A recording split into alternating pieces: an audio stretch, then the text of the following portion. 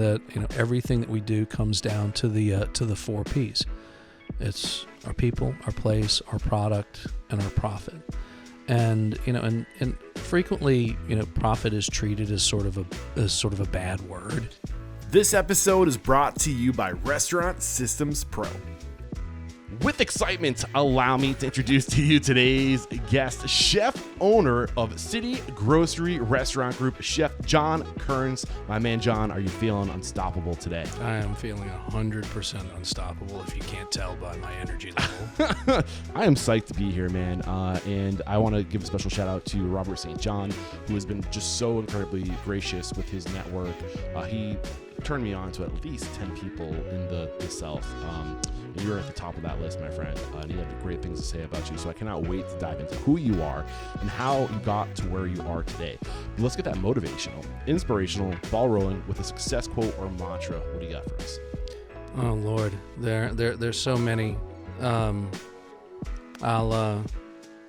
I'll give you a couple of them. One of the ones that we live by in the restaurant is that everything is everybody's job all the time. Ooh, dive into that. Yeah. Another is don't read your own press. Okay. And 3, never forget that it's your people that give you the ability to make the living that you do. Okay. Let's start with the second one. Okay. Never read your own press. Why? Well, especially these days. I mean, there's so much vitriol out there, and you've got so many people who, are jealous of success, or they have axes to grind, and they have this, this massive worldwide, anonymous forum to claw at you where they can, and then at other times, folks who will disingenuously try to pump you up, for their own reasons. That reading that stuff is nonsense. I mean, your success, you should be able to gauge on an inward, on an inward level, knowing, whether your people, are happy. And then I mean, people who unlock the doors every morning and light the fires, or the folks that are coming in and out of the front door and how they're responding. And that's what's important to me. I love to go back to something I heard Ella Brennan say one time, where somebody was complimenting her on the decor of the dining room and asking her what she felt like was the most important design element to a restaurant dining room. And she said, asses and chairs. And and that's really at the end of the day, that's what it's all about. And I think I have watched, I've ridden this wave from the days when working in restaurants was not understood or really validated as a noble profession by any means. It was very blue collar, and people just didn't understand it. And people who worked in restaurants were second class citizens, through an incredible interest in, and then voyeurism, fantasy. I mean, sort of fascination with voyeurism, in the restaurant business, and seeing everything that went on behind the curtains, and then, sort of coming to an understanding of what a challenge it is, and how unpleasant it can be at times, and unfulfilling, and a struggle, to where then, people lost interest in it because, like, all of a sudden it's like, oh, hey, this actually does take a whole bunch of work. It does, you don't just go in and cook some steaks and become a rock star. It takes a whole lot of work and team building and understanding business and struggling and basically sacrificing a social life and all the people that you knew as friends before you got into the restaurant business. You're living a completely different lifestyle and schedule as they are, and so those people sort of drift away from you. Yeah. And so it's been really interesting to watch, and and we went through a real hard generation of chefs who were or I should say guys who and gals who were getting into it for performative reasons. It was all about the attention that they could get. I'm really happy that you're starting here. I'm sorry, did I cut you short? I mean, I've got a bad case of diarrhea in the mouth, and so I can go on forever about anything. But So. it's when I first started this podcast, it was, I think, a lot of these publications, outlets that you were talking about and referencing, we won't say them by name or anything like that, but those were a lot of where I got my inspiration to find out who should I make an example of in the industry. Because I think for the longest time, these major publications were really controlling the narrative of the industry and creating this false illusion of what it's all about to be in the restaurant industry. And the more I started pursuing these people and talking to these people, the more I started realizing that a lot of these people that I was trying to make an example of this is the way to do it. One, they didn't always have the best business advice. They weren't always necessarily profitable and doing well behind the scenes. They were sometimes assholes, and it's just like, why am I? So the whole reason why I ask my current guests, who do you respect and admire, is so I can have something organic to find out the truth, because success recognizes success and good people recognize good people. And that's really the North Star of what I'm trying to do here, to make an example of these people, not the people that are buying media or playing or doing the politicking to get the attention. So, I mean, am I reaching there? Is that too far? No, not at all. I mean, because at the end of the day, the people that I am closest to, and the people that I respect the most, are the ones, who truly and deeply understand who they're working for. Yeah. They're not working for this guy. They're not working, to build themselves up. They're working to improve the quality of life of the people who work for them, and nurture and nourish the folks who are coming to their doors. And a majority of those people, they want to feel taken care of. They want to feel like they're part of a club. They want to just be satisfied, and don't want to be challenged. And they don't want to come and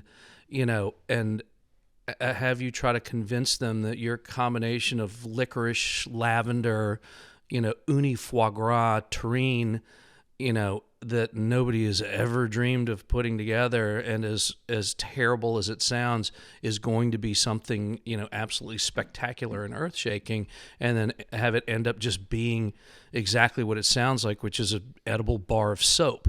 At the end of the day, I'll give you a good example. I was talking to a very good friend of mine from New Orleans last night named David Guas, who's a chef in D.C., and he is a pastry chef by trade, and he's run a place for the last 20 years in D.C. called the Bayou Bakery. And he and his wife, in their mid-50s, have just finally found a piece of property, a little jewel box that he was telling me they finally got it, and they're getting ready to open it in a couple of weeks. And I said, at the risk of sounding like an asshole, let me ask you, what's the intent? Is it medals around the neck or butts in chairs? I mean, what's the angle here? He goes, dude, this is just going to be a neighborhood brasserie. He goes, it's going to have all kinds of New Orleans influence, but it's one that I want people to feel like it's their favorite place in the neighborhood. It's the place that they want to come 3 nights a week and just eat over and over and over again, that the food is accessible and it's not challenging. It's just quality, quality, quality, and comforting. At the end of the day, I think what every young guy has to get through is that urge to make art, which is going to make a statement to the world that's unlike anything that that anyone else has ever done. But at the end of the day, I tell people all the time, there's one Alinea in the world, and there's a reason for that. That's all the world can handle. Right. That's all the world needs, right?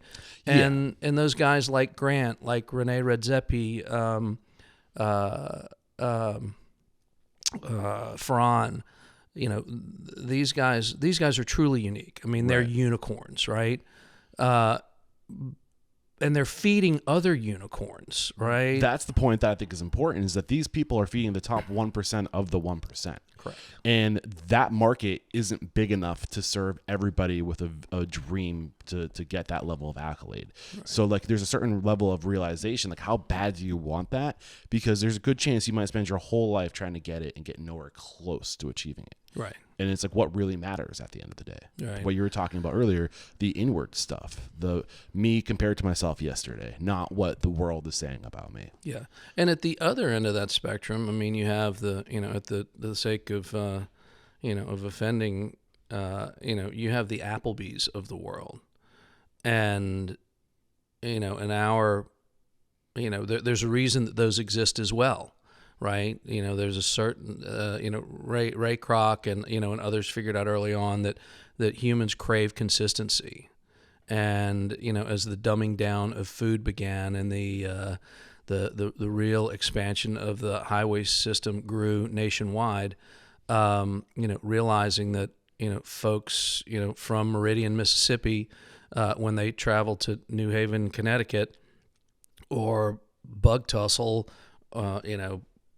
Oklahoma, wherever they went. Is that a real name of a city? Right. Butt Tussle? I think Bug Tussle is somewhere. I thought you said Butt Tussle. No. But that, they want that same honey mustard, the exact same thing. Yeah. They want the exact same thing that they can get at home. And you have, those of us out in the world that, that chase the flavors of their childhood, and want to recreate and tell stories through food, with dishes that are accessible, that are higher quality versions of those things that are familiar to people. And, I tell people all the time, I think it was 28 or 30 years ago, that I went, why don't we make a better dress? If we all like look at, make fun of the folks who come in here and say, well, I just want a steak and baked potato and salad with ranch dressing. And we're hearing that time and time again. If they want ranch dressing, like, why don't we make our own? Yeah. And make it, and make something, that's unique. So we went to the store and bought a bottle of Wishbone Ranch and said, okay, what's in this stuff? And we bought some ranch powder. What's in this stuff? I said, okay, well, let's do our version of it. And we did a black pepper ranch dressing 30 years ago that was, absolutely unheard of, like a white linen tablecloth restaurant, serving ranch. But it was something that we were hearing from people and thought, well, if we can give them, kind of what they want, but an elevated version of it, it may get them scratching their heads and wanting to come back. Right. But you can also push back along this line of like finding the balance between the Renees of the world and the Applebee's of the world is like, what's your labor costs to do everything from scratch? And can the consumer support that cost where you can also then support your staff, right? So there's this, it's easier said than done at the end of the day to find that balance of doing high touch, high quality, high energy work, because that all comes at a cost, right? So how do you find that balance? And it looks like, and I want to bring it back to your story, because really here, like I love the conversation, but I want to share your story too. And the cool thing about your story is that you cover lots of spectrums of the industry, right? From ultra fine dining, James Beard Award winner, to I'm scaling a breakfast concept across the Southeast, and now I have 22 locations. So as much as I'm loving the conversation, I want to get to your story. But do you want to get one last word out before I pull you out? No, go ahead. Okay, so take me to the beginning. Where does it make sense to start sharing your story? When did you know that the restaurant industry was going to be your path, and when did you start living intentionally to make it happen? I would say it's when I dropped into Crook's Corner when I was at the University of North Carolina. I fell into Crook's Corner, which at the time had been recognized by Craig Claiborne, who was the editor of the New York Times food section, and coincidentally enough from Mississippi. Edna Lewis was doing a residency in the area, and she and Craig were good friends, and he came down to visit her. And while he was there, for a week or so, poked around to just kind of see what was going on. And he stumbled into Crook's, where a young man named Bill Neal was taking the food of his family from the low country of South Carolina and putting it in a fine dining setting. And he was, and Craig, it captivated Craig, because Bill was telling the story of this food. He was telling the story of, the history of the ingredients of West Africa and those dishes making their way to the United States, and that there was a significance to what those things were, the anchor crops from the Low Country. And so it was the first place where, I ever saw, and most people ever saw in a fine dining restaurant, collard greens and cornbread and fried catfish and barbecue, and Hoppin' John, all these, and shrimp and grits. It was the only place that anybody knew of that was serving shrimp and grits in the early '80s.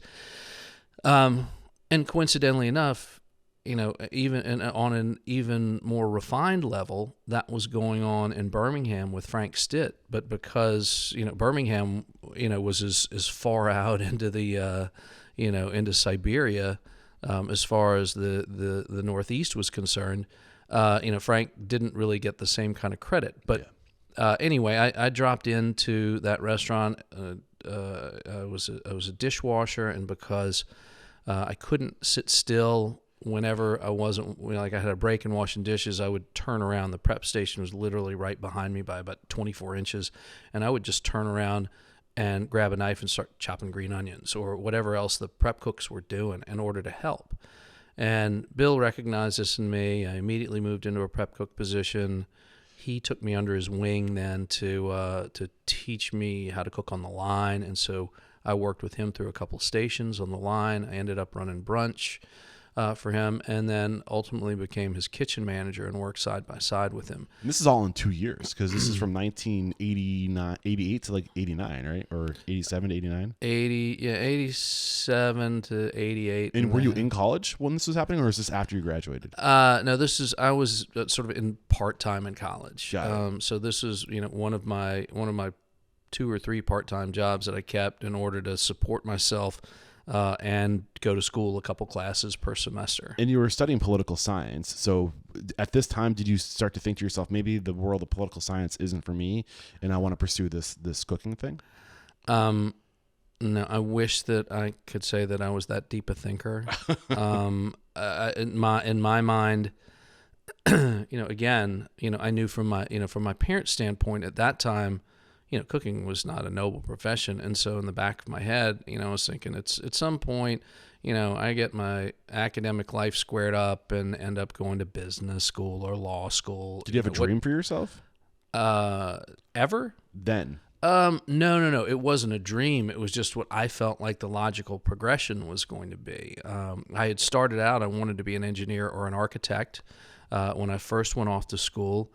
And the first semester in my sophomore year, I took thermodynamics and electromagnetism classes back to back after lunch as Tuesday, Thursday classes with the head of the physics department, who had also worked at Los Alamos, so he's a super genius. And for the first time in my life ever, I found myself in a class where I was just blown out of the water. I could not keep up, and it terrified me. Right. And so I just dropped, completely, and went, okay, maybe I'll be a Spanish major. I'd do really well there. And I knew that would, that serve you in the restaurant industry for sure. Right. And that then for some reason, I can't remember why I took my first political science class. I think it was like somebody told me it was a crib class, and 101 was like civics in high school, and I ended up studying classical American political philosophy. Got it. As the core, and just fell in love with it. So take me to so you're working under Bill Neal, Chris Corner. You're there 2 years. From there, you spend 2 years at Aurora. And then eventually you're back in New Orleans. So at what point are you just going from working in restaurants because it's a job and you like it to, I think I can break off and do my own thing? Well, and let's back it up a little bit, because Crooks and Aurora overlapped, but they for a period because they were, it was intentional. at Crooks, I knew that, it was clear that as a young guy and with limited experience, that there were things that I wanted to learn that I wasn't going to be able to learn. And I had friends that were working at Aurora who just told me, one day that they, that Aurora was looking for a bread baker. I thought, okay, I'm going to learn how to make bread. And so I went over and, and started making Italian country loaves, as their bread offering for the table. And I did that, and that led me then to making pasta, which then ultimately led me to, a job cooking on the line, cooking that pasta. And, because I was so hungry to learn, and my thing is, I've always excelled at learning on the job. It's interesting that my high school motto was "Decimus agere agenda," which means we learn to do by doing. Which is interesting for a high school, where it's because I couldn't stand that. We learned to do by sitting in a class and having some old geezer just drone on at me for an hour 5 days a week. Well, there's also, I think, something to be said about just starting and start doing the thing. We talked about this before we hit record. I think we're referencing Robert St. John and his career of being a writer, and he just started writing, and he evolved so much over time as a writer. And every master is once a disaster, but like once you start, and if you keep on doing, eventually you become amazing at it. But the first step is just get in there and start doing the damn thing. Yeah, there's that, and there's the 10,000 hour theory too. There's also the 10,000 iteration theory, right? And and there's a certain amount of it has to do with natural ability, as well, or for sure, intuition, inclination. I mean, all these things. It's 1,000 points of light that kind of have to come together. But when you find the thing that you love, just drilling down into it and dedicating yourself to it is what led for me, to my success. I had great opportunities to learn. Yeah. I had great chefs and business mentors to work for coming up. And so the relatively brief amount of time that I spent, in restaurants compared to some folks before I opened my first restaurant, I had gathered just enough experience and understanding that I was just dangerous enough to run the risk of opening my own place. So you opened your first restaurant in your mid-20s, 26, was it? And I mean, so from the point when you're in North Carolina, how old are you before you go back to New Orleans?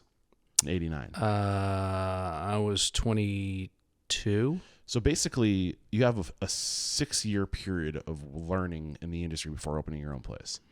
Yeah. Now, I had cooked prior to that. I started cooking on a tugboat after my senior year in high school. I took jobs in sandwich shops as short order cook, stuff just to make money here and there. Before I say that I dropped into Crooks as my first restaurant job.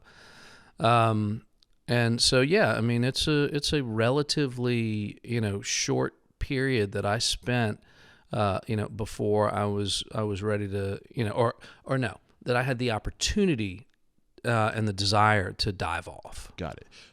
So as a chef, it's hard for you to not talk about food, right? And your evolution as a chef. But what I'm really interested in is your evolution as a business owner and a leader, because you're opening a restaurant. I hope you can cook. Right? But it doesn't matter how good of a cook you are if you don't know how to lead people and run a business behind it. So what I'm curious about is the points of evolution for you as a restaurateur, not a chef, as somebody, who's in other people's kitchens, cooking other people's food.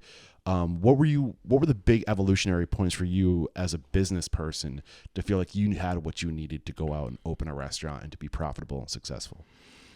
Well, I would say that, humility was one. I knew that I didn't have any business doing what I was doing. The fact that I had the opportunity to do it here in Oxford, Mississippi, a complete coincidence where, in a place where I had no connection to whatsoever. I didn't go to school here. I was really curious about that. It's just dumb luck is the only answer. Well, I think there's something to be said about going to a smaller market at this time in the 90s. I mean, Ole Miss was here, so there wasn't like a small market. It was college town, safe to say. Well, at the time, oddly, I mean, it was a small southern town with a university, adjacent. The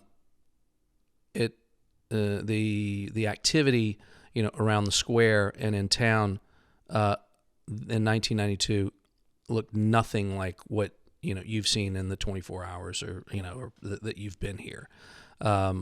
The square had succumbed to urban sprawl.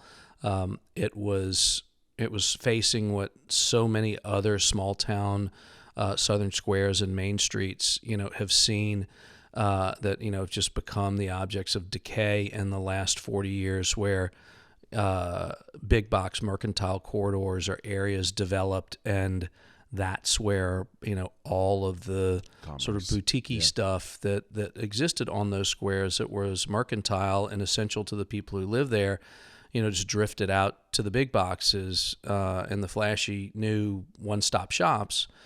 But there was a couple, Richard and Lisa Howarth, whose Richard's family are cornerstones of the community here, and they're like the Cartwrights. He had there's 5 boys in the family, and they were all very industrious. Richard and his wife Lisa had gotten into the publishing world and came back to Oxford in the late 70s and opened a bookstore on the square. And it was the sort of young, hippie business, and they were 100% about it and focusing on the sort of the author talent that was here in town and the history, with this being Faulkner's home, that they wanted to make it a landmark spot. And so they started dragging folks in at their expense to come in and do book signings at a time when nobody really gave a crap. Okay. But they said, we are going to make this thing. We're going to make this thing go. We're going to be one of the best independent bookstores in the country, and dedicated themselves to doing it. And they did. They were the real pioneers that that planted a flag on the square. And it was on their balcony where I sat, dozens of times as we were preparing the restaurant, and I could get a cup of coffee and sit and spread my work out on a table and look out over the square. And, it was an effort to sort of reconfirm in my head, that I had made the right decision. The square is beautiful. It's got potential. There are people here who are hungry. But, at the end of the day, knowing that, one, I didn't, have the chops to be, some sort of superstar chef. I didn't need to in a town like Oxford. I needed to give people just a quality product that was accessible, with the best ingredients and the best technique that we could muster, and put things on a plate that would satisfy people. And so, our first menu was, sort of a Jonathan Waxman roasted half chicken, crab cakes, but jumbo lump blue crab meat, as fresh as we could get it straight from New Orleans. I also, I wasn't, above, really giving people what they want. It was that, and at City Grocery, that I started cooking salmon, because I knew that in Oxford, salmon was a protein that people cottoned to, they trusted. It was something that they wanted to eat, and so we had a salmon dish on every menu. Yeah. And focused on it. It's like, because farm raised salmon's garbage.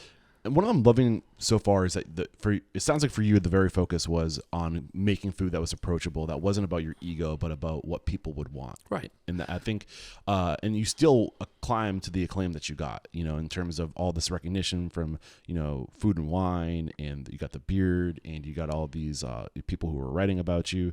So I think now's a good time to take a break to thank our sponsors. And when we come back, I really want to talk about your challenges as a business owner with your first restaurant. We have to interrupt today's episode to let you know that every second and fourth Thursday of the month at 1 p.m. Pacific, 4 p.m. Eastern, Restaurant Systems Pro CEO Fred Langley is going live to teach you everything you need to know to run a profitable restaurant from soup to nuts. All you gotta do is click the link below. We're back, and you started sharing with us your struggle, the food, and trying to find the sweet spot that would work in a market that you weren't familiar with. And I've also seen this pattern too, where there's a pattern of success where people go to the bigger markets of the world, like New Orleans for you, right? You go and you learn from the greats, the Brennan family, and then you take that level of execution and you bring it to a smaller market, where I feel like the likelihood of being successful in a smaller market is so much higher because the competition isn't quite the same. Was that part of your strategy, or why? We haven't really addressed why Oxford, Mississippi. Yeah, well, I shouldn't say that anything was much. Strategy implies, understanding, right? And I really, we were like the little rascals when we opened. I mean, we had just enough knowledge and experience with the guys that we put together that, we could get through the permit process, get the place painted, hire some folks, and get started. The MO behind the restaurant, I thought I was behind the food, is I thought I was enormously clever, and that I said, what we're gonna do? We're gonna create a menu that nobody can put a label on. Everybody can come and find something that they are, excited about eating, but nobody's going to be able to put a label on what we do. It's going to be all over the place. And so there was Italian, there was Asian, there was touch points of everything that I had been exposed to in my life, which also, included, fortunately for me, the fact that we lived in the UK in the 70s when I was a youngster, and my mother was a history teacher. And so we had 3 years where she yanked us out of school, and we would take these long weekend trips. And, we went to the countryside in France and Germany, the Netherlands, Portugal, Italy. I mean, you name it, we hit everywhere. And so, I saw schnitzel on the plate in the places where it came from. I saw everything. I mean, I remember the first time, I tasted mayonnaise on French fries in Brussels. It was, and it was mind blowing. They were hand cut French fries. I don't know that I'd ever seen before. Anyway, so all those things were cobbled together, and it was only because I knew that I didn't know enough about any one thing to open a themed restaurant. If I was going to be successful, I had to make everything that I could as well as I possibly could. I think there's something to be said too about there has to be a balance between what you want to do and what is you and what the consumer wants. Because if you're just cooking things that other people want, then eventually you're going to lose your passion for it, right? Yeah. So it's very much an extension of you and your experiences on a plate, and you're finding that balance between what will work in this market and what will satisfy me as a creator. Right. So the other piece though was was the business part of it.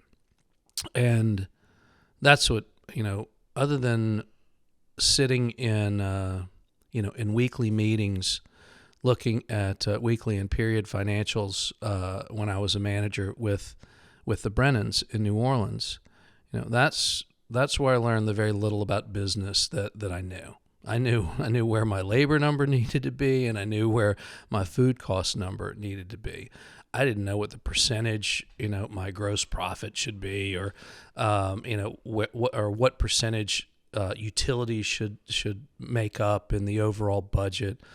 But I've always sort of been one of those, those guys that, that operated, with the intent that if everybody got paid and the bills got paid, and at the end of the month, we had a zero balance, that was a win for me. That's all I cared about. Was that we didn't lose money. This has never been about money for me. So having a terrible businessman's approach to opening your first restaurant didn't hurt. I think being very aware of the fact that I had no connection to the community when I moved here, and knowing that we needed to become as much a part of the community as we possibly could, and giving back was the way to do it, that we immediately got involved in anything in the community that we could do from a charitable standpoint, to make sure that folks understood that we weren't just parasites. We were here, and we wanted to be here, and we wanted to be an integral part of what was going on, and not just the new guys running the hip new restaurant in town. I think it's also important to point out, so to date you've opened what, about 7 or 8 restaurants, give or take. You have 4 open today, not including the scaling of the additional locations of Big Bad Breakfast. 5. We've got the one out in our tennis club as well on the other side of town. Right. But there've been lots of others in there that were spun off to people. Like this is the thing. Here's what'll make chefs and restaurateurs out there in their 30s. And 40s, want to vomit. When we first opened, there was so much interest in the restaurant business. There were so many people that were so eager and so hungry and so wanting to be part of this industry. Employees, cooks? Yeah. Okay. That we found ourselves so swollen at the seams for years with talent and people, that we knew would make good managers. And you combine that with the fact that this was a food desert from the standpoint of independent restaurants, and and a demand from the local population, that we would literally start opening restaurants just based on cravings, because we had the people that we knew that if we didn't give them something more, that we were going to lose them to someone else. Yeah. And and there's also the fact that back in the early 90s, it wasn't too hard to open a restaurant, and it relatively it wasn't crazy expensive. Right. And so we didn't have graphic designers, we didn't have publicists, we didn't have all this ancillary bullshit that that goes along with what people think it takes to run a restaurant now. We did all the work ourselves. We hired pros to install hood vents and HVAC, but we put in all the equipment. We built the booths and the banquettes, and we painted, and as much as we could do, we did do, and as much as we could build, we did build.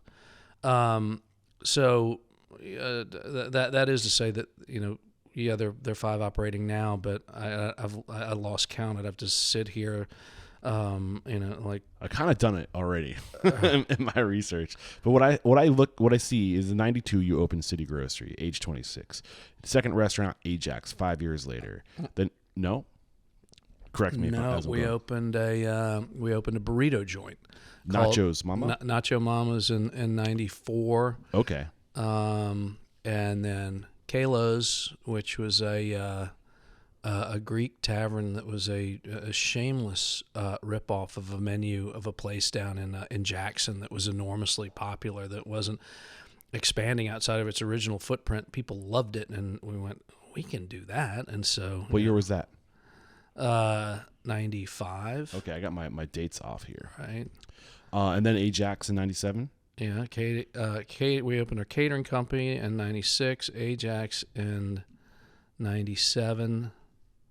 And in that time, we helped a couple of groups of guys that had worked for us that were going out on their own to open places, because that was part of our thing. We had a local art cafe and theater that we worked with to try to get them propped up. The Hoka Theater was in an old cotton gin warehouse that had been there since the early 70s. And after Ajax, we took a little bit of a break until 2002 when we opened Bure. Yeah. And then Big Bad Breakfast 2008. Yeah, and Snack Bar. Snack Bar 2009, and then the Lamar Lounge, which was our dive bar, whole hog barbecue joint. What year was that? Well, I try to forget that one because it was. So I'm bookmarking this, is what you're telling me. Right. We'll get into the details. No, of that. it's fine. We did that around 2012. Okay. Or so. It was, yeah, and it didn't. We ran it for a couple of 3 years, and it didn't work out, and so we tried to flip it. We'll save. I want to get into the details. I want to go in chronological order. I want to unpackage this as we kind of go. But after that, 2013, it seems like you put all of your energy into scaling Big Bad Breakfast, and now you're at 22 locations across the country. Yeah. Well, it wasn't really then that it happened. It was in. It was either 12 or 13. I partnered up with my original partners in the scaling of Big Bad Breakfast. But Opened it took the second us location in Birmingham. Yeah, but it took us about 2.5 years to get that open. Okay. And The that second was location? yeah. Got it. And that was, the intent there was to test it, but to really tweak the dials on it to get it to be exactly what we needed it to be so that we could scale it. Okay, I want to get into that for sure. But evolutionary, speaking of like your evolutionary as a restaurateur and chef, 92, 94, 95, what are the biggest lessons you're learning during this time as you really start to get outside of one? I mean, I think it's pretty impressive that within a couple of years you're able to remove yourself from a restaurant to go focus on opening other restaurants. So what were the challenges that came with this, reflecting back? How did you evolve as a business owner?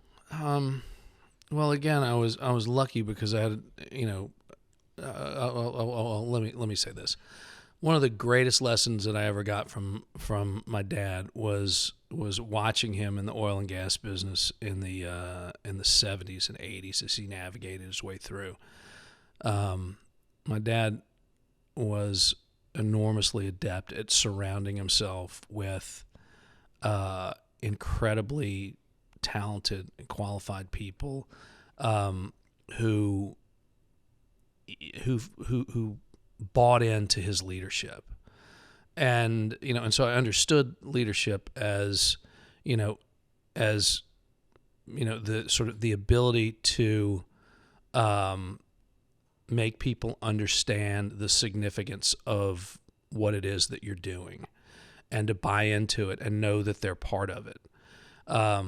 And so he was a guy who got out there and wasn't afraid to roll up his sleeves and get dirty. But even though he was, in, the executive part of a Marine support group, that they owned tugboats, supply boats, barges, and crew boats, and so operations was a huge part of what they did. The executive level was the ones that went out and sought the contracts to put their boats to work. And there, when we moved to Scotland, my dad didn't have a whole lot of support, and so I watched him dig in with the guys that were the captains and the first mates, and take them, from time to time off the boats and put them in operations because they were the guys who truly understand what the boats are capable of, where they're capable of being at a certain time, which boat was needed to do what thing. Because my father put that kind of trust in them and gave them opportunity, they were incredibly loyal. So I think the big lessons to take from this is put the trust in them, give them opportunity, and surround yourself with the people who know what it takes. Yeah, it was, I think the first time that I left the restaurant after we opened to take a long weekend away was about 7 or 8 months in. And it's funny, there's a gas station outside of town that I always kind of chuckle when I drive by it. One, that it's still there this many years later, but two, that it's the first stop that I made at a payphone to call back to the restaurant to say, oh, I forgot to tell you this. And that's halfway to Pontotoc, which is the next town that is 30 minutes away, and then Tupelo's beyond that. And I stopped somewhere between Pontotoc and Tupelo to call again from another payphone. And not because I was a control freak, but I'd forgotten to tell them this. I needed to tell them that. But my theory was that I had talented guys, who were working for me, enormously talented, and that if I gave them the keys to the car and walked away, it was empowering to them, tremendously empowering, because, I love that I was this 26, 27-year-old, who felt like a 40-year-old. The guys who were working behind me were just, 21, 22. I mean, there wasn't that much different in our age, but, they looked at me completely differently. And, and it felt like a chasm. And so the fact that, that I, as the figurehead of this place, would step away and go, okay, the weekend's yours. Here's the stuff that I got in to run for special. You guys come up with special. Let's talk about what it is, and I'll guide you, but it's yours to make. That was a thrill for them, an unbelievable thrill, that all of a sudden, City Grocery, which is this hot new thing that's the hottest ticket in town, and Chef's going to let me run it for the weekend. So a couple things going through my mind. There's no ego for you to say, like, my name, my creativity, my fingerprint has to be on everything that comes out of this kitchen. Hell no. And the power in that, and letting other people be seen for what they're capable of and what that can do. You mentioned something too about, so you're giving us a lot of great leadership lessons on just surrounding yourself with good people and just giving them the space to grow and to trust them to do what they do well. But you also said your dad taught you about getting people to buy in to a greater like mission, or like I can't remember the exact words you use, but like get into how you did that for your team. Well, it's interesting that I've wanted to package all of this into a book for a while, but it seems like every time I turn around, I remember I had to send Christina Tosi, who's Will Guidera's wife, after I read Unreasonable Hospitality. I sent her a note, said, please tell Will that's one of the most beautiful things that I've written, but I'm torn because it's 60% of it's shit that I wanted to put into a book, and now I got to go completely reconsider how I say what I say and what I need to say.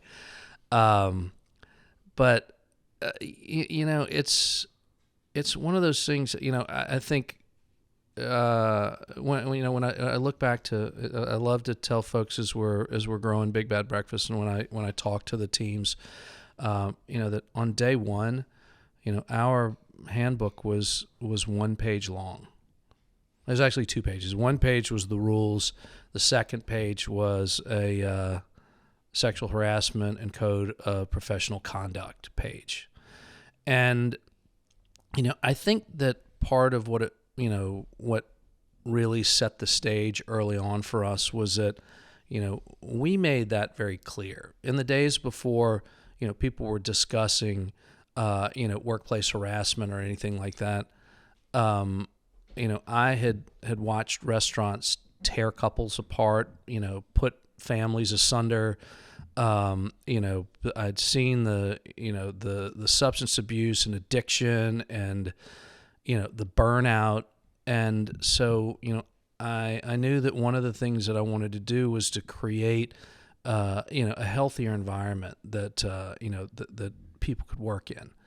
Now that's not to say, that there were, there was not entirely unhealthy, activity going on, inside of our restaurants.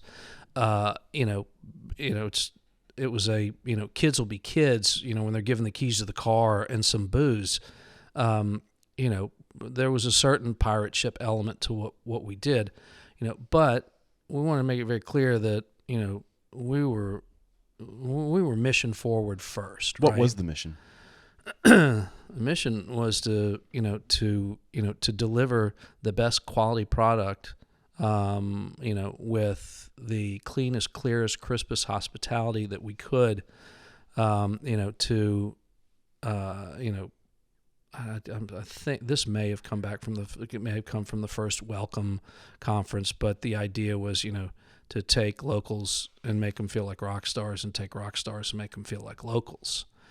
We just wanted to give people an experience. We wanted to carry people, to a place where they forgot that they were in Oxford, Mississippi.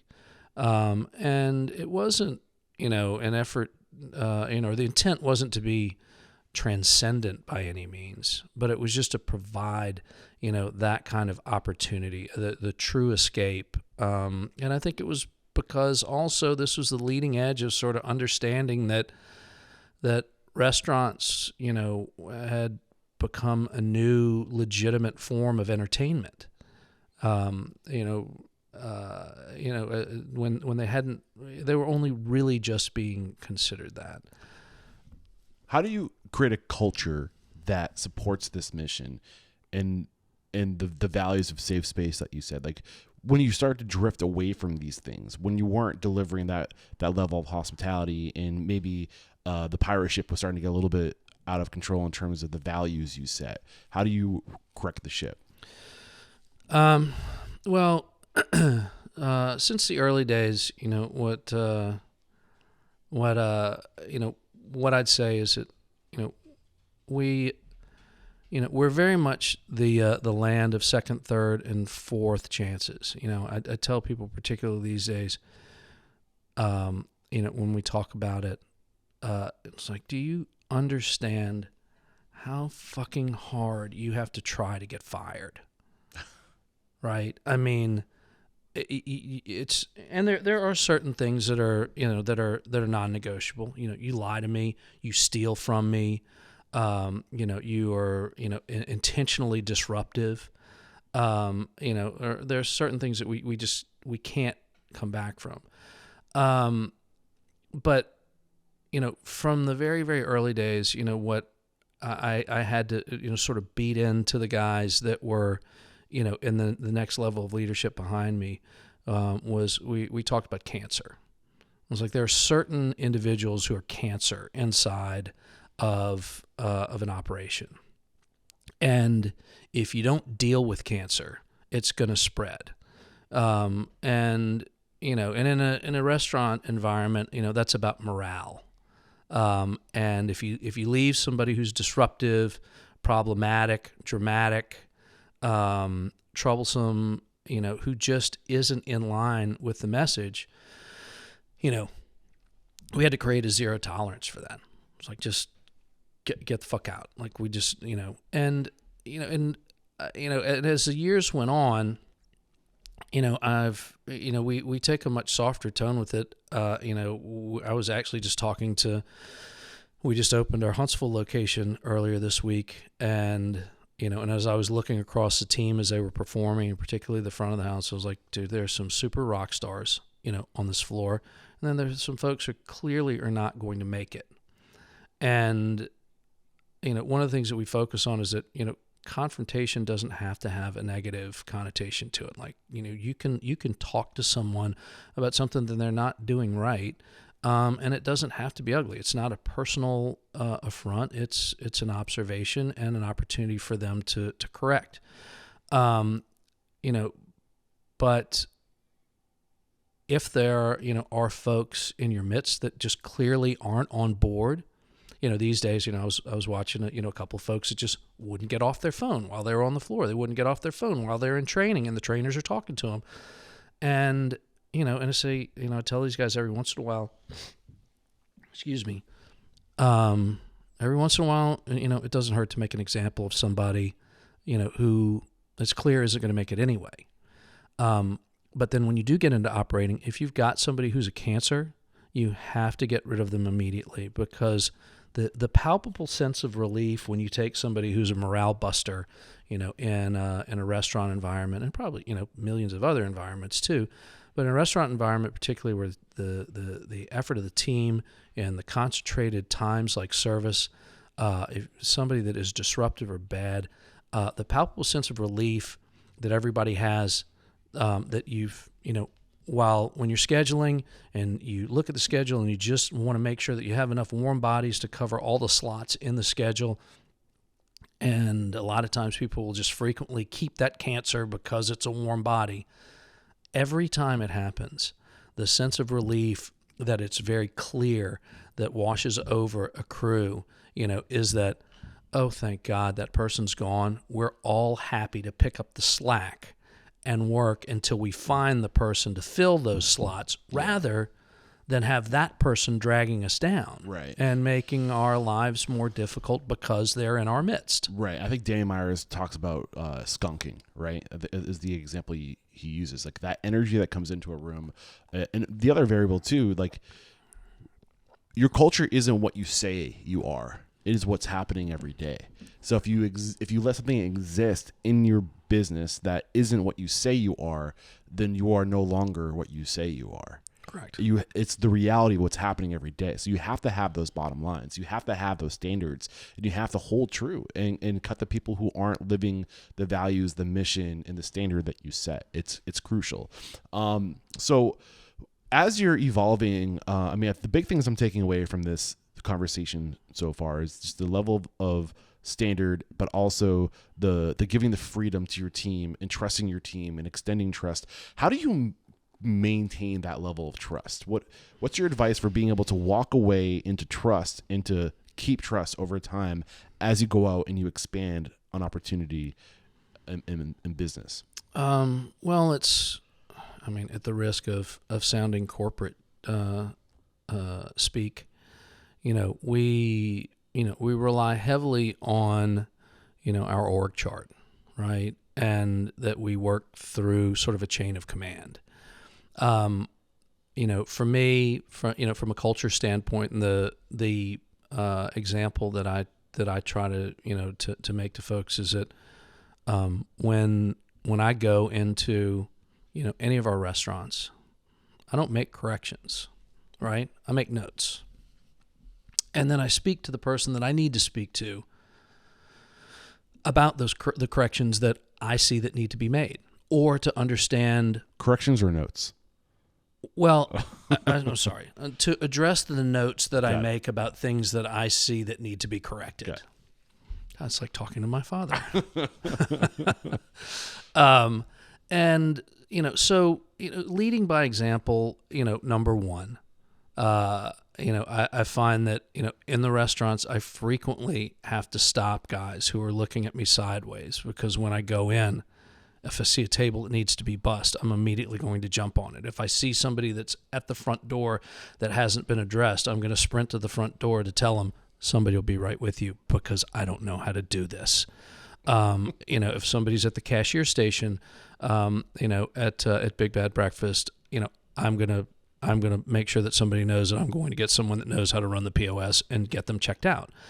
That I find, particularly when I'm cleaning tables or bussing tables, or running food, that, somebody will sort of look at me sideways, and I stop them and say, look, I want you to understand that when I'm in the store and I all of a sudden jump on something, it's not an indictment of the job that anybody else is doing.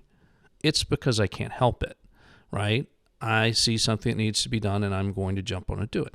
Now, if something's going wrong, I'm going to talk to the right person. So, I don't dress people down, for a plate not being garnished properly, or, people going to a table and auctioning off food instead of knowing where it needs to be dropped, wine service not being done properly, overpouring. I saw it the other day in training. The bartenders were overpouring orange juice. They were pouring orange juice all the way up to the lip of the glass, And so as servers were trying to carry orange juice to tables, orange juice was just sloshing everywhere. Yeah, and this isn't the the Minute Maid add water to sugar orange juice. You guys squeeze this in house, so Right that's in front of you. Yeah, that's money going down the drain right there too. So I think it's respect. Making folks know that making sure that our guys understand that that the culture piece of what we do is not negotiable, and that it is absolutely mission critical. If we're going to succeed, our culture has to remain intact. Otherwise we're sort of begin to tumble downhill. Yeah. And that's one that's a snowball. If you let your culture get away from you, all of a sudden, the inmates are running the asylum. So it feels like a lot of what made you successful with the numerous concepts you had open was this extension of trust, getting out of the way and surrounding yourself with amazing people. At some point, it seems like, I also want to point out that it was from 1992 to 2007 or 6, 7, 8, and 9 until you go from, it seems like something shifted where you start getting a lot more accolade around this time. Like the industry starts looking at you more. Is that safe to say? Yeah, I would say it was the late 90s, when we shifted from, being a restaurant where we were just throwing everything out there that we knew that was accessible, to folks and doing quality food, to when it was the summer of 98 where it really dawned on me that there was a story that I wanted to tell through food. I wanted that telling the story of my life through the food that we prepared at City Grocery was what would make it truly compelling. And that was the moment when cooking became much more effortless for me, because I was truly cooking from my heart. I was cooking the things that were that were poignant, that I was passionate about, that I loved, that I grew up with, that all had touchstones, to my life. And so that was the point where, it wasn't just that City Grocery was this surprising, delicious little gem of a restaurant in Oxford, Mississippi. It was that, City Grocery became, more of a significant. These guys are participating in telling the story of the South through food, and participating in the academic exercise and understanding of food that had been put aside, until that time. And so, I think. So sorry, I don't want to cut you too short. You think that's okay. Go. No, but it was, I think, we were never chasing, anything at that point. Like we just went about doing what we did, and we got, a lot of sort of free exposure just through the fact that we were the only game in town, and people, particularly writers, were traveling through here a lot, and so there was plenty of chatter about about the fact that we were here. The formation of the Southern Foodways Alliance, that I was the culinary director of for 25 years. Brought us into contact with a whole lot of people, and gave us a tremendous amount of exposure. Yeah. And then I think when Hurricane Katrina hit, and I knew that I was going to have to go home to New Orleans or to the Gulf Coast to do something to help, and we just settled on rebuilding Willie Mae's Scotch House in New Orleans, because it was within the scope of our ability. And that was a project that had so much feel good around it. There were 5 or 6 weekends where we brought folks in literally from all over the world that came and volunteered to help, work in rebuilding this restaurant. And a project that we thought was going to take 6, 8, or 10 weeks, ended up taking 18 months. The volunteer weekends went away after those first 5 or 6 weekends, and so there all of a sudden I was with this project with the SFA as a as the mechanism for helping raise a little bit of money to get the job done. But me on that job site frequently alone, or with my dad in his mid 60s, early 70s. They're just, cranking away at it every day to get this place rebuilt. I used to tell folks, I may not, I may not get into heaven, but St. Peter's going to have to scratch his head, a little bit longer over this, because we did this project. I'm interested. What is the significance of that building? I'm not familiar with it. Willie Mae's? Yeah. So Willie Mae's Scotch House is an institution now. It was a little bitty fried chicken joint in the Treme neighborhood of New Orleans that prior to the storm, it was a block away from Dookie Chase, which is the real landmark institution, the sort of the commander's palace of the black population of New Orleans.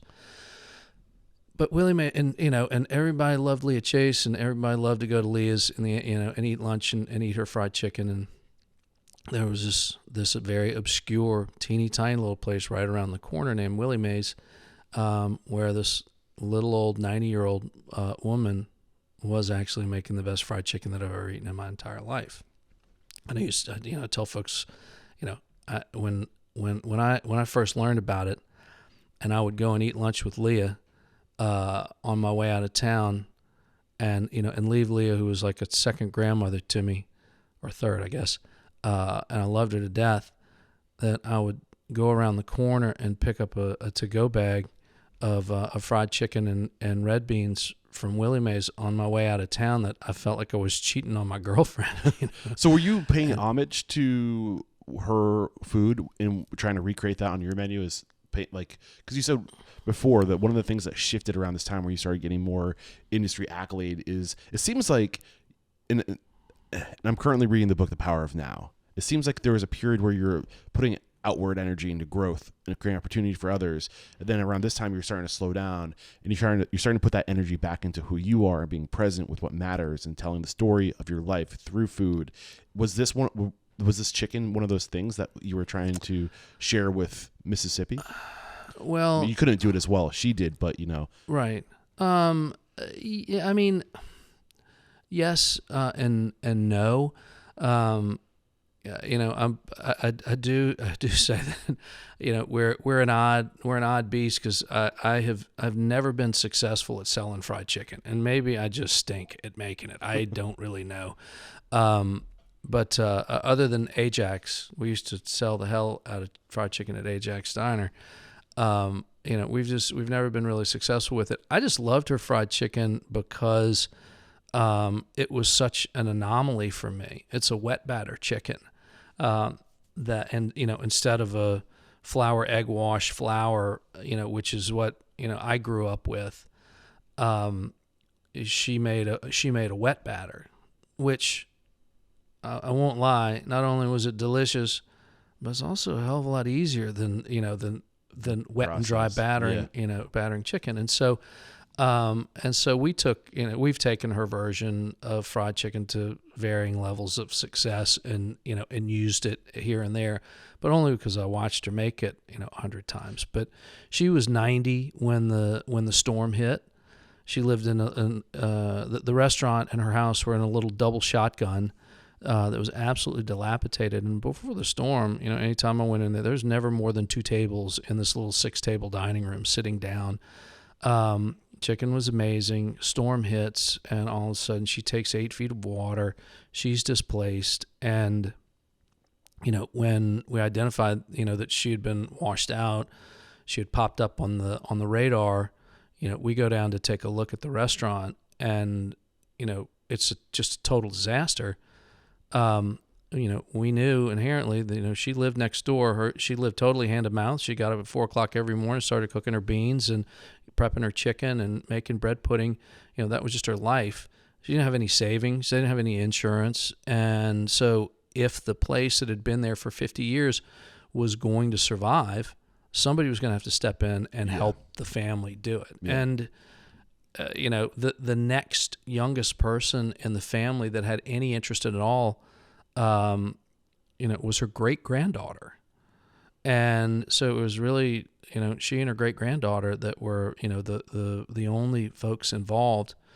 And so we just decided, let's do this. Let's help, or this place ceases to exist. I mean, there's a lot of things I want to unpackage with what you share with us, but I think the power of a story, the power of educating people, and not just cooking for the food for the sake of what are we going to put on the plate tonight, but like, let's be intentional in what we're cooking. Let's educate people with our food. Let's tell a story with this food that is relevant and special to me in who I am, what values I have, and also again building the layers between you and the work, so you can go do things and almost be the spokesperson of your values and living your values outside of the restaurant and helping people who matter to you, right? And when you take the time to do these things and be there for people and to tell a story and to educate, that brings attention to your business. I mean, I don't know if that was the intent, but it's an absolute byproduct. Would you disagree? No, not at all. It is a byproduct. But it's, I would also say, and this is not false modesty or trying to deflect. I mean, it's never been the intent in anything that we did. And right. But I only say that because I have watched so many folks whose intentions are performative, that their eye is on a James Beard medal or a Michelin star or whatever the thing is that's going to put the spotlight on them. And I think it would be disingenuous to say that I've gone out of my way to avoid the spotlight. I don't seek the spotlight. I like to think that the work that we do, which is intended to sort of be an example to the folks who work with us, to make sure that they understand that, what we do is very intentional, and it speaks to our culture and our values, or the culture and values that we're trying to instill. And it signals to the community that we're in, that we care, for more than just taking from what they have to give us in the in the way of financial interest, and that I think is what has built a lot of the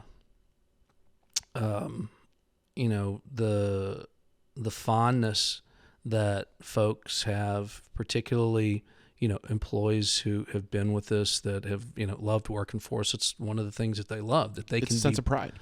Yeah, they can be proud of of the work that they do and the places that they've worked. One thing I say often is that behind every great restaurant is a great person or people, and your restaurant will never rise beyond or above you.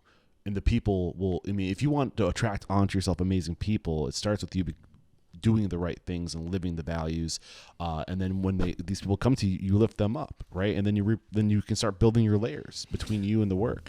I do want to talk about obviously the scaling of Big Bad Breakfast, from one location to 2, then to 22 over the past, what was it, like the past 8 years? Yeah, I mean, I feel like there's 15 is when we opened Birmingham, which was the first store outside of Oxford, and it was slow.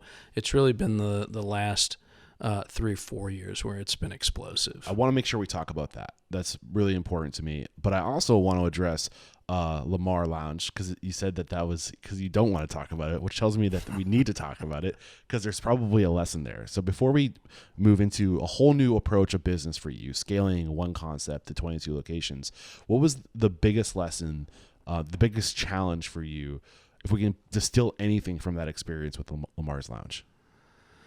Before you answer that, we're going to take one more quick break to thank our sponsors. We'll be right back.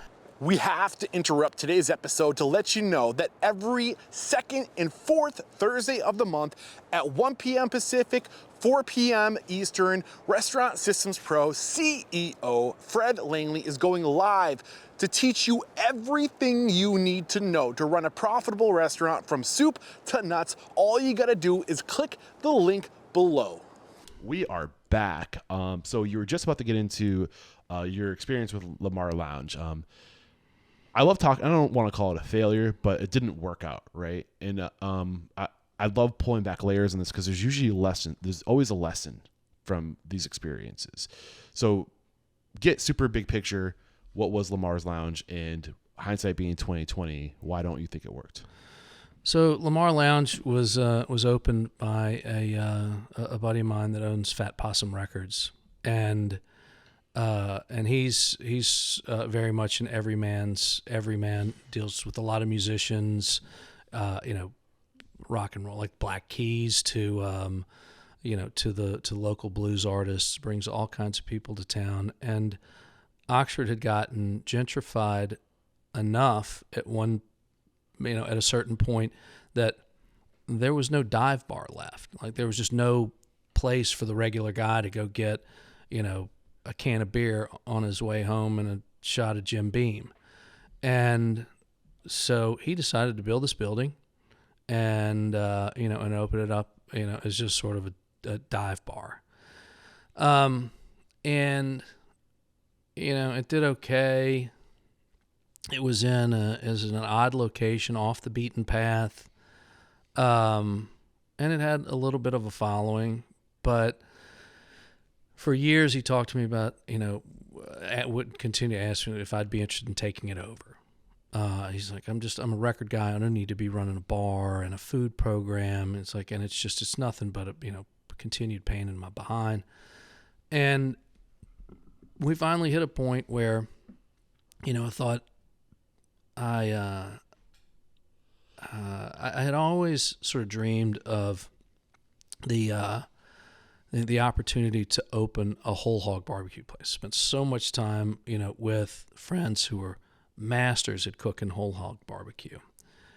And it dawned on me that, the only places to get barbecue in Oxford are gas stations, are just sort of okay.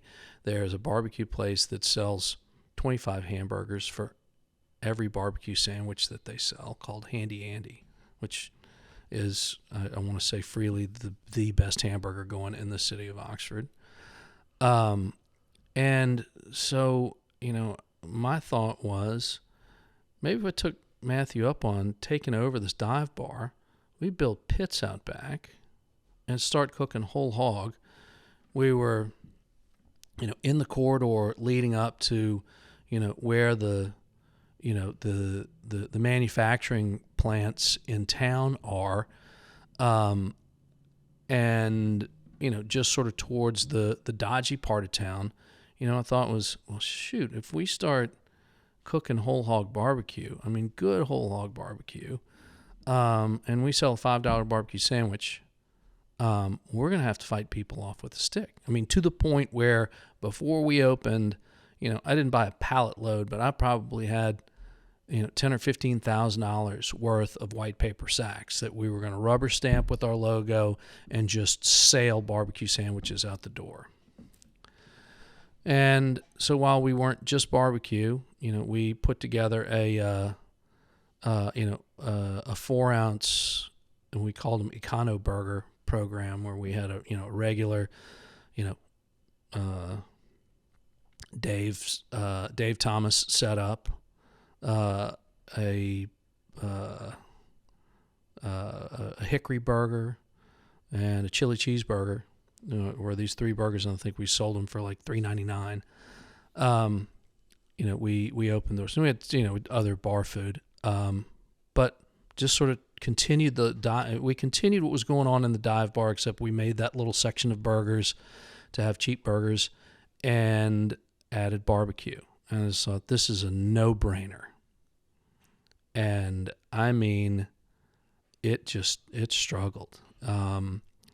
And it struggled and it struggled, and we went from cooking a hog a day to then cooking a half a hog, and then we were cooking a half a hog and reheating barbecue the next day. And, we were selling 25 hamburgers for every barbecue sandwich. And, we strung it out for about 2 years, and we're just losing money hand over fist. And I just couldn't figure it out until it finally dawned on me the reason that there was, one of the things we said leading into it was like, there isn't a culture for barbecue, in Mississippi. It's like the best place to get barbecue is a place called Letha's in Hattiesburg. It's 5 hours away. And otherwise there's nothing. There's an Exxon station in Jackson that used to do decent barbecue. I don't even know if they're still there. Which is wild, because I feel like this area is surrounded by barbecue culture. Well, and that's it. In every direction. I went, you got Texas over here. Yeah. You've got Alabama and white sauce and, and pickles on their barbecue. You've got Tennessee. There's the ethnocentricity of barbecue surrounds us, or the regionality of it surrounds us on all sides. And so, my idea was like, well, let's synthesize both of these. We'll make our barbecue sandwich, but we'll take where Texans put raw onion on their brisket and Alabama puts pickles on theirs. We'll just pickle raw onion and just like synthesize the two of them. Grab some slaw and have slaw and it was I still stand by this great barbecue. Yeah. It just didn't work. Got it. What was the lesson? Well, I think the lesson is that when you get to a point where you're as successful or as prolific as we've been, at some point,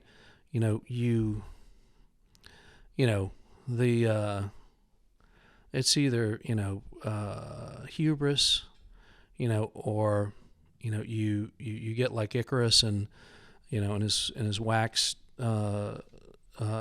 bird wings, and you fly too close to the sun. I mean, you just you convince yourself that golden touch.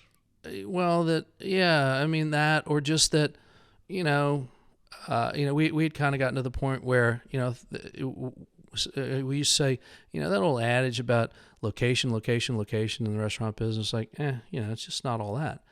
The problem for us where we were was it was off the beaten path. Yeah, people out of sight, out of mind. Yeah, I mean, people basically have Rolodexes in their minds when they think about eating, right?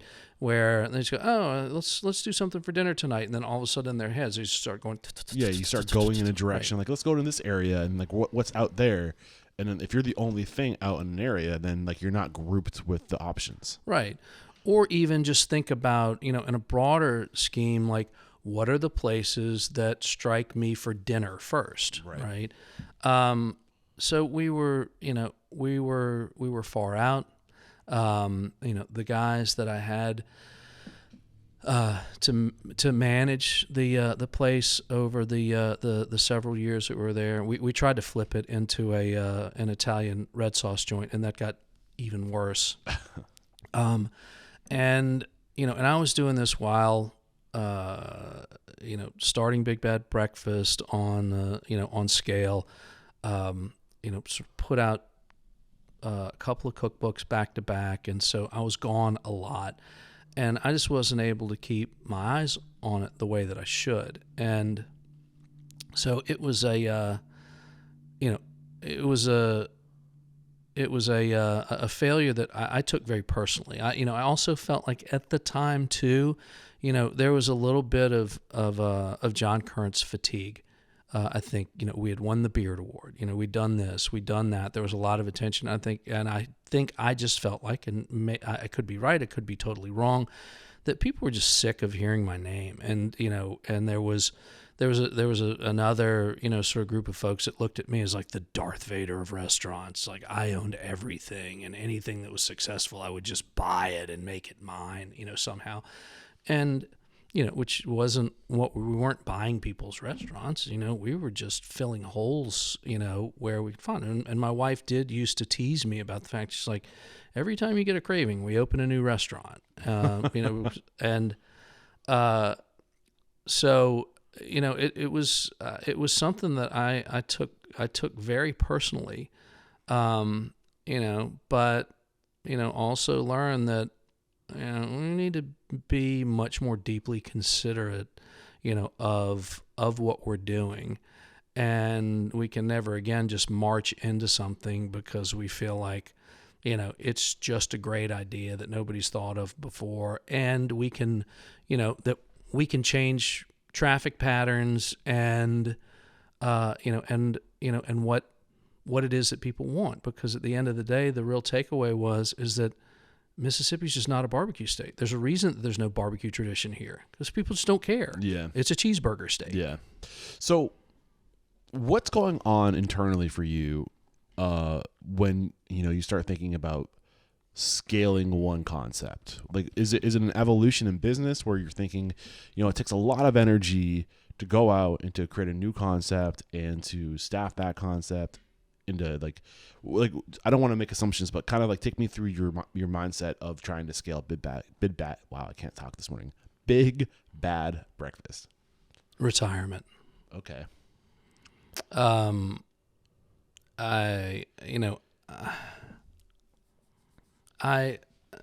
always, I don't spend a lot of time worrying about what's coming.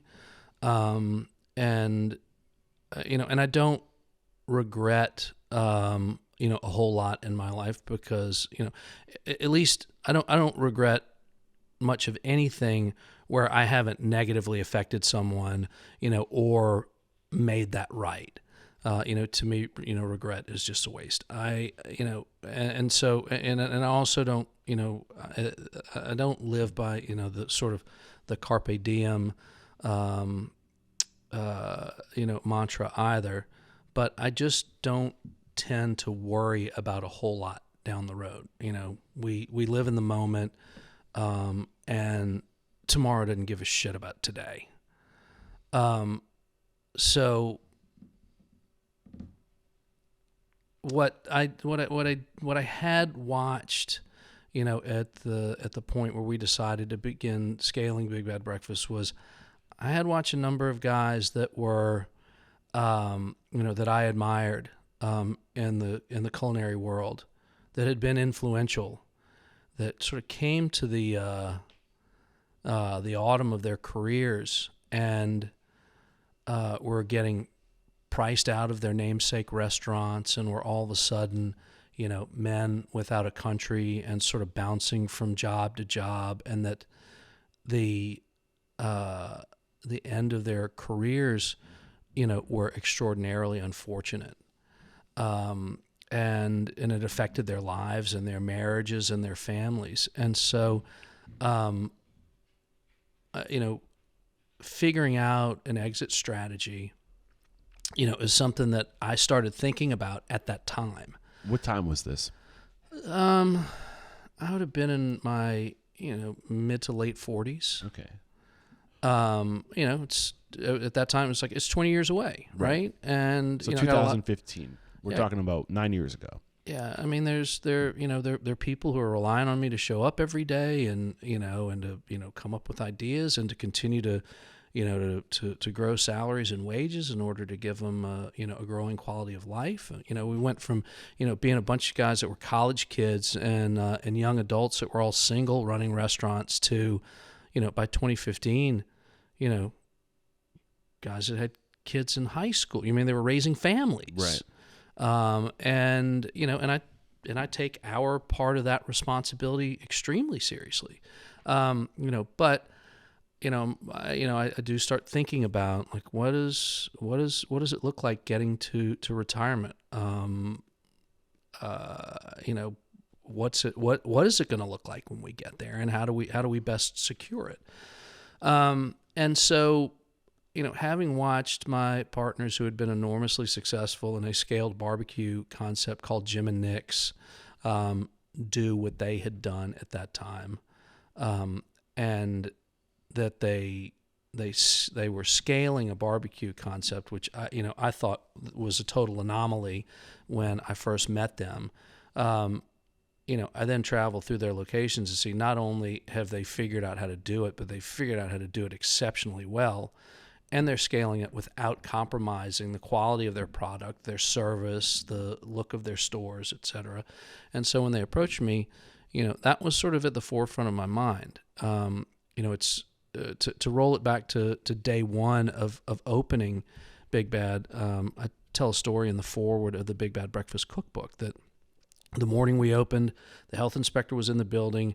There were 200 people outside the front door waiting to get in, and everybody was scurrying around the dining room. My wife was working, in management at Big Bad when we first opened, and at some point, it was like a movie. I was standing in the middle of the dining room, and everything was just going in full, at 5x speed around me. And my wife walks up to me and she goes, "What the shit are you doing?" Because I was just staring off into space, and I looked at her and I said, "This is what's going to put us on the map." And she said, "What are you talking about?" And I said, "This is the thing is going to put us on the map." And she goes, "What do you mean put us on the map? I mean, you've been nominated for Beard Awards over and over again, and every magazine, TV. You're friends with Anthony Bourdain and Andrew Zimmer, and you run around with all these people. What do you mean put us on the map?" And I said, "Trust me, this is going to be the thing." It's not that I just like being correct. It helps because it doesn't happen with my dear sweet bride all the time. But scaling Big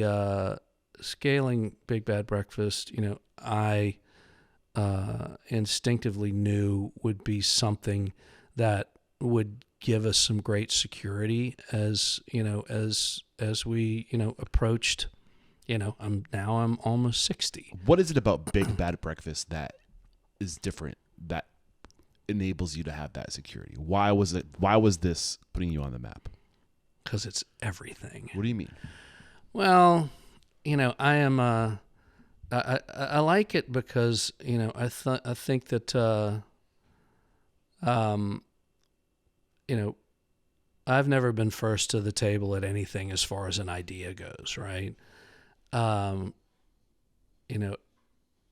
Andrew Carmelini is the only other person that I knew of at the time who was doing something remarkable with breakfast. He had a place called La Conda Verde in a hotel property in Lower Manhattan, and it was.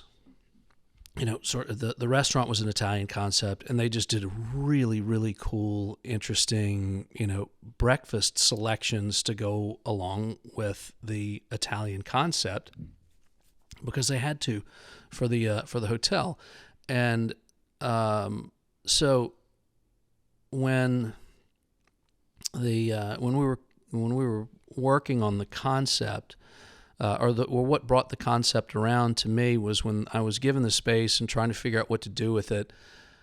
It dawned on me all of a sudden I'd always wanted to do a breakfast place, but I never had any real sort of structure for what would make it unique.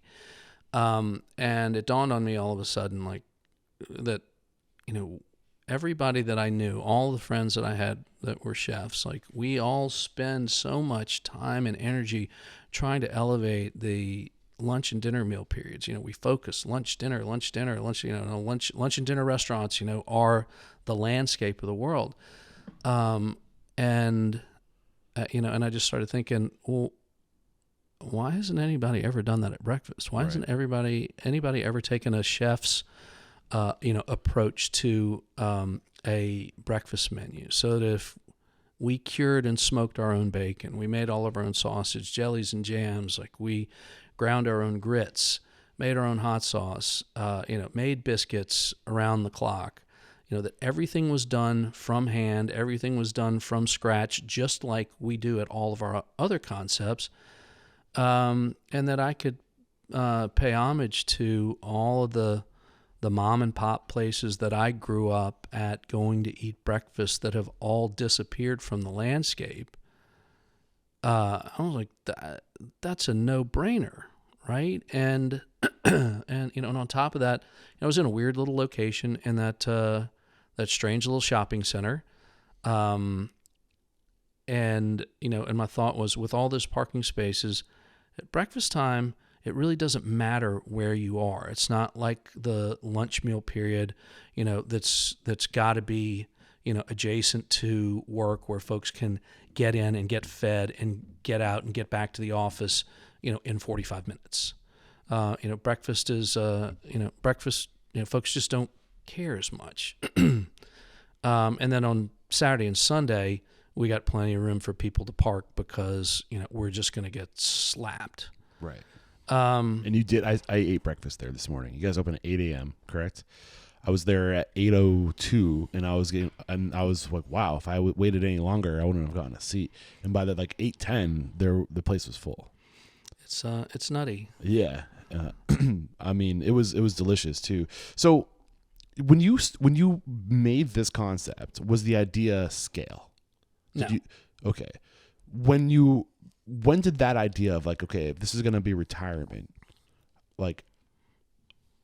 you never had a scale concept before. This was new to you. So what was the challenge associated with that for you personally? Well, there wasn't a whole lot in the way of challenge because my partners, who approached me about it, once we signed our operating agreement and we sort of settled on a location to be the ground zero of the scaling of the concept in Birmingham. I basically turned recipes over to them. They took recipes and converted them into the material that they needed for our back office software systems. What are you using? It's a proprietary system that my senior partner started building 20-something, almost 30 years ago. I saw they were using NCR. Or Aloha? We're in Aloha here in Oxford. We have a proprietary back office for all of the other big bads that are part of the brand company. So when you say back office, what does that entail? That's all of the software that does scheduling, inventory, ordering, prep sheets, fire sheets. Did I say scheduling? Yes. Yeah. It basically synthesizes all of the managerial responsibilities in the in the restaurant operation. And the idea that my partner had in building it, he was one of the original franchisees for Wendy's. His story is freaking fascinating.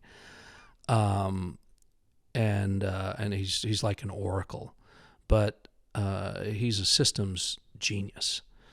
But his idea was keeping his name silent for a reason. What's that? No. Okay. His name's Mike Bodner. Okay, cool. I wasn't sure if you liked being behind the scenes. No, and I would tell you that it wouldn't be an entire waste of time, to get out of that seat when we're done and go straight to see him. He is an astounding story. I bet. Anyway, Mike's idea in creating this and the software was to create systems that would give the managers the ability to actually manage their people rather than sitting in an office. And so a lot of how it works is based on managers making sales projections and based on historical data. If we fill in a week's projections, it'll spit out a schedule. You fill in the schedule with the names, to fit those different positions, and it staggers in, it staggers out based on theoretical versus actual. Yep, 100%. And we do weekly inventory. I'm sorry to every chef out there that I just made nauseous. Yeah. Cool. It's we do a weekly inventory. It's entered. And so weekly we're seeing ideal versus actual food cost. We see an absolute food waste number. Based on the projections, it spits out prep sheets, which tell us, what we need to prep, inventory or on-hand counts. Then give this gives the software the ability to spit out order guides. So all our guys have to do is enter on-hand counts and inventory, and the computer then just spits out, here's what your truck order looks like. You go back through and check it, and if there's some sort of booger in there that says, we don't need 15 cases of plastic cups this week, you have the ability to strike it out. But it gives our kitchen managers the ability to just focus on the food. It gives our front of the house managers to focus on the dining rooms. And focus on the on the culture inside of the restaurants. What's the benefit of building this proprietary system from scratch? Is he a coder? Did he hire out people to do the programming? Hired up people. He's he's conceptual. Okay. But is a very much is a disciple of spend money to make money. Is there plans to bring this to market and sell it to other corporate groups? I think that there was at some point. I think we're at the point now where going to the next level with it is enough of an investment that that maybe partnering with someone else that could synthesize the needs that we have, which include, KDS, General Ledger, POS, all that. Yeah, I mean the accounting platform that will give us all the tools that we need is the route that we're going. Yeah. What's the benefit of doing this in-house versus going to a company who's already created this stuff and you just use their systems? The fact that it's as specialized at this point as it is, and it's what everybody understands.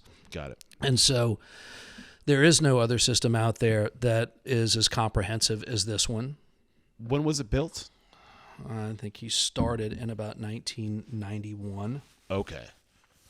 Yeah, so especially when he started building it, there was definitely nothing out there. Today, there's things like Restaurant Systems Pro and Restaurant 365. Listening to you talk sounds like the closest thing that is out there. There's other companies coming up too that are trying to be what I call a enterprise solution, right, where it's a one-stop shop for all of your service as a software for all the operational things, systems. Yeah.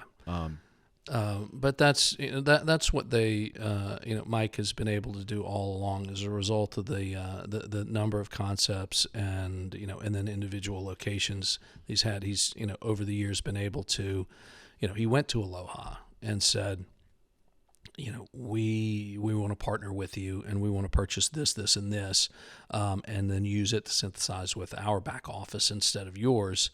And has done that. He's done that with Square, and then with North Star, is who we're currently on at the rest of the stores. But is North Star POS? Yes. Okay. It's a little bit obscure. I don't know a whole lot of people that know it. But I can tell you this: my guys that have worked with it versus the other more well known POS systems out there now, they're looked at as the best. They say it outmatches them. It outperforms without any question. They love the usability of it. Interesting. So, by the way, I recently received no compensation from the North Star Company. All rights reserved. This is the kind of stuff I love too. Is the nitty gritty of the restaurant operations and evolving platform. So you said that one of the things that slowed you down beyond store number 2 was really working out the systems to be able to scale. So what did that look like? Being able to and also you mentioned that you're doing all this attention, like fine dining level attention, bringing that to breakfast because it's not being done. How has that been to scale? Like now you're doing all these things from scratch. Is that still the case? Do you have a commissary? Like how are you trying to maintain that level and scale? That's gotta be hard. Well, it's constant maintenance.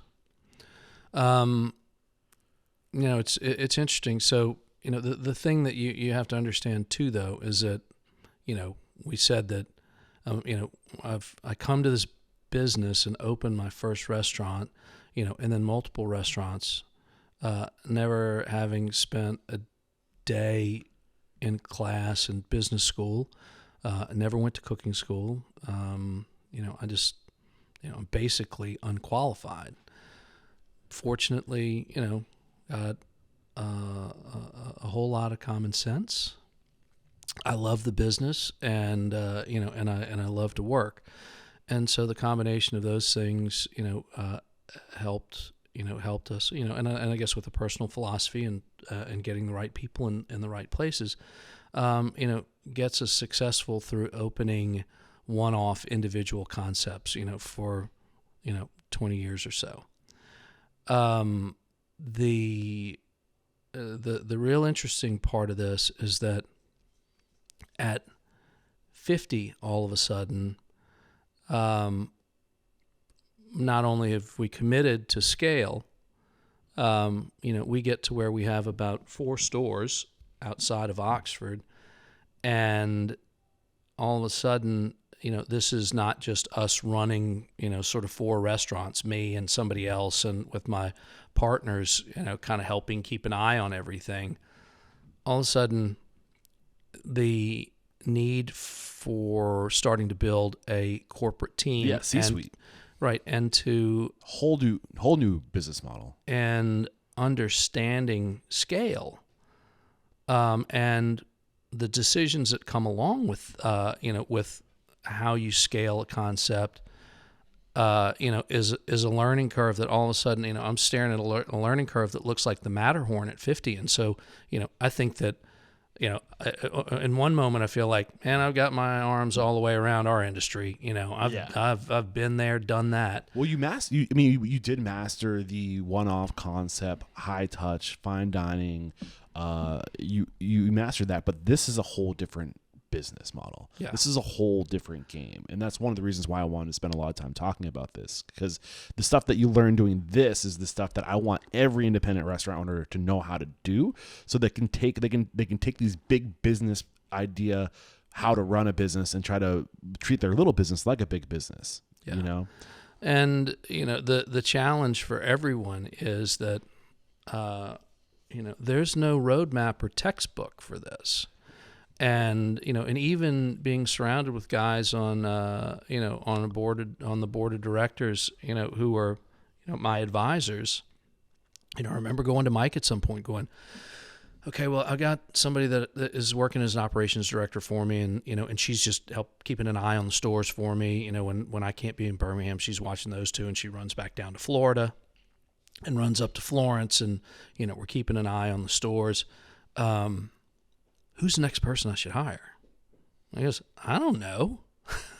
It's like it depends on what you need, and that's a thing that we just have to figure out. And in my head, I'm going, well, you've done this a dozen times with different concepts, and and the reality is that, well, no two are the same. No two ways that folks operate are the same, and so. You really just have to rely on the people around you, the experience that you're surrounded with, to just basically keep you between the mayonnaise and the mustard, as you move forward, and just figure it out as you go. Yeah. And and so I think as we started seeing the new store openings accelerate, we realized that, okay, having somebody that's in charge of training and developing all of our training materials, we do a great job opening, and we got 2 or 3 people that help us do that. The person that's at the core of it and is really taking it on, we need to pull her out of the stores and put her on the brand payroll, and that's her responsibility. So what are the biggest aha moments, the biggest lessons you've learned on how to scale a concept that, looking at this Matterhorn learning curve, the things that really got you the big leaps up that mountain in terms of your understanding of how to do it? Well, there aren't any big leaps. I don't think, at our level, at 20 something stores, it has been incremental growth. It's been a matter of trying to figure out how to, manage multiple openings in a year. I mean, we've gotten to where we can open 5 or 6 stores in a year, all the while continuing to, to continually monitor the stores that are currently operating. So what we do is we quarterly, we visit each one of the stores for an assessment, to make sure that standards and practices are all where they need to be. That the stores are clean, operating well, they're operating to standard, and spend time in the stores with our partners and GMs, to make them understand that we're still here. We're not corporate ogres. That we're here for support, and so the just figuring out how to grow. For us, one of the positions that that I developed about 2.5 years ago was I took the GM out of our store here. She was almost entirely responsible for building a level of culture and excitement for the culture in that store and the retail program that we have. I mean, I'm sure you saw when you checked out. I mean, we've got it's like a boutique in there. I know. I meant to grab some swag, but I lost track of time when I was there, and I ran out to make it here in time. But I made her our brand manager and minister of culture. And so, what she does is, primarily she manages the retail program for all the stores, and anything that's got a Big Bad Breakfast logo on it, goes by her. But then she's also responsible for developing ongoing education, in the cultural realm. And so, she does store visits where she goes in to just do, alley rally. She provides, little, we've got right now about 50 or 60 little 2-minute culture topics to go in and continue to reiterate to the stores to make sure that that we're keeping our culture level up at our culture up to a level that meets what we need it to be. What are these topics? Oh God, it's everything from attack the door. It's like one of the things that that I absolutely makes my skin crawl is seeing somebody come through the front door of a restaurant to a host's stand, and not be addressed. And and one of the things that I try to explain to them is like, here's what I equate it to. It's like being the new kid in school, right? Those folks walk in, they don't know what to do. There's nobody at the host stand to greet them. And you're standing there sort of in that dream where you left your pants at home at school and everybody's staring at you. You don't know what to do. That the thing that that completely makes that evaporate in a moment is somebody who can at least stop whatever they're doing, approach them, and give them, somebody will be right with you. 6 words. Just acknowledge. Right? Acknowledge them. And once you've done that, you take all the air, out of that anxiety balloon, and you're fine. But that's also, that's first touch. That first touch can, frequently make or break an entire experience. There's, that, we talk about, full hands in, full hands out. It's, in trips to the kitchen. Yeah. This is language. So in terms of, culture, what you're doing is you're developing language around who you are and what you do, and you talk about it. You create ritual, which is when she goes in, that's the ritual. We're here to talk about these things. Yeah. Go ahead. So, okay. You have a little book right there. Yeah. So I was going to say, this is what we call it's the Big Bad Book. Well, I insisted that it end up looking like a composition notebook. Doesn't look big or bad. Right. It's our leadership and culture guide, and and it's just a little bitty. I don't know. It's about 20 pages. But it is full of what's at the core of what are our values. Everything matters always. Everyone is a leader on the floor. It has a number of no one is done until everyone's done. Are these all your values? Everyone is equal in the eyes of BBB until they're not. Hospitality is unending.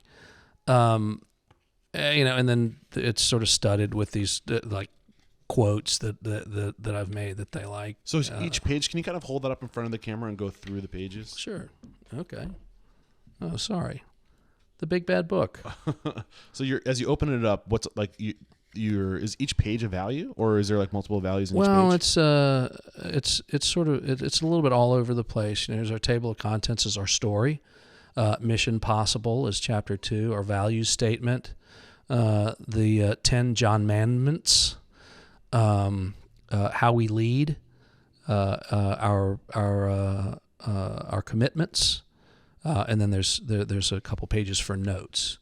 We talk about. I think there's a dog asking to go outside.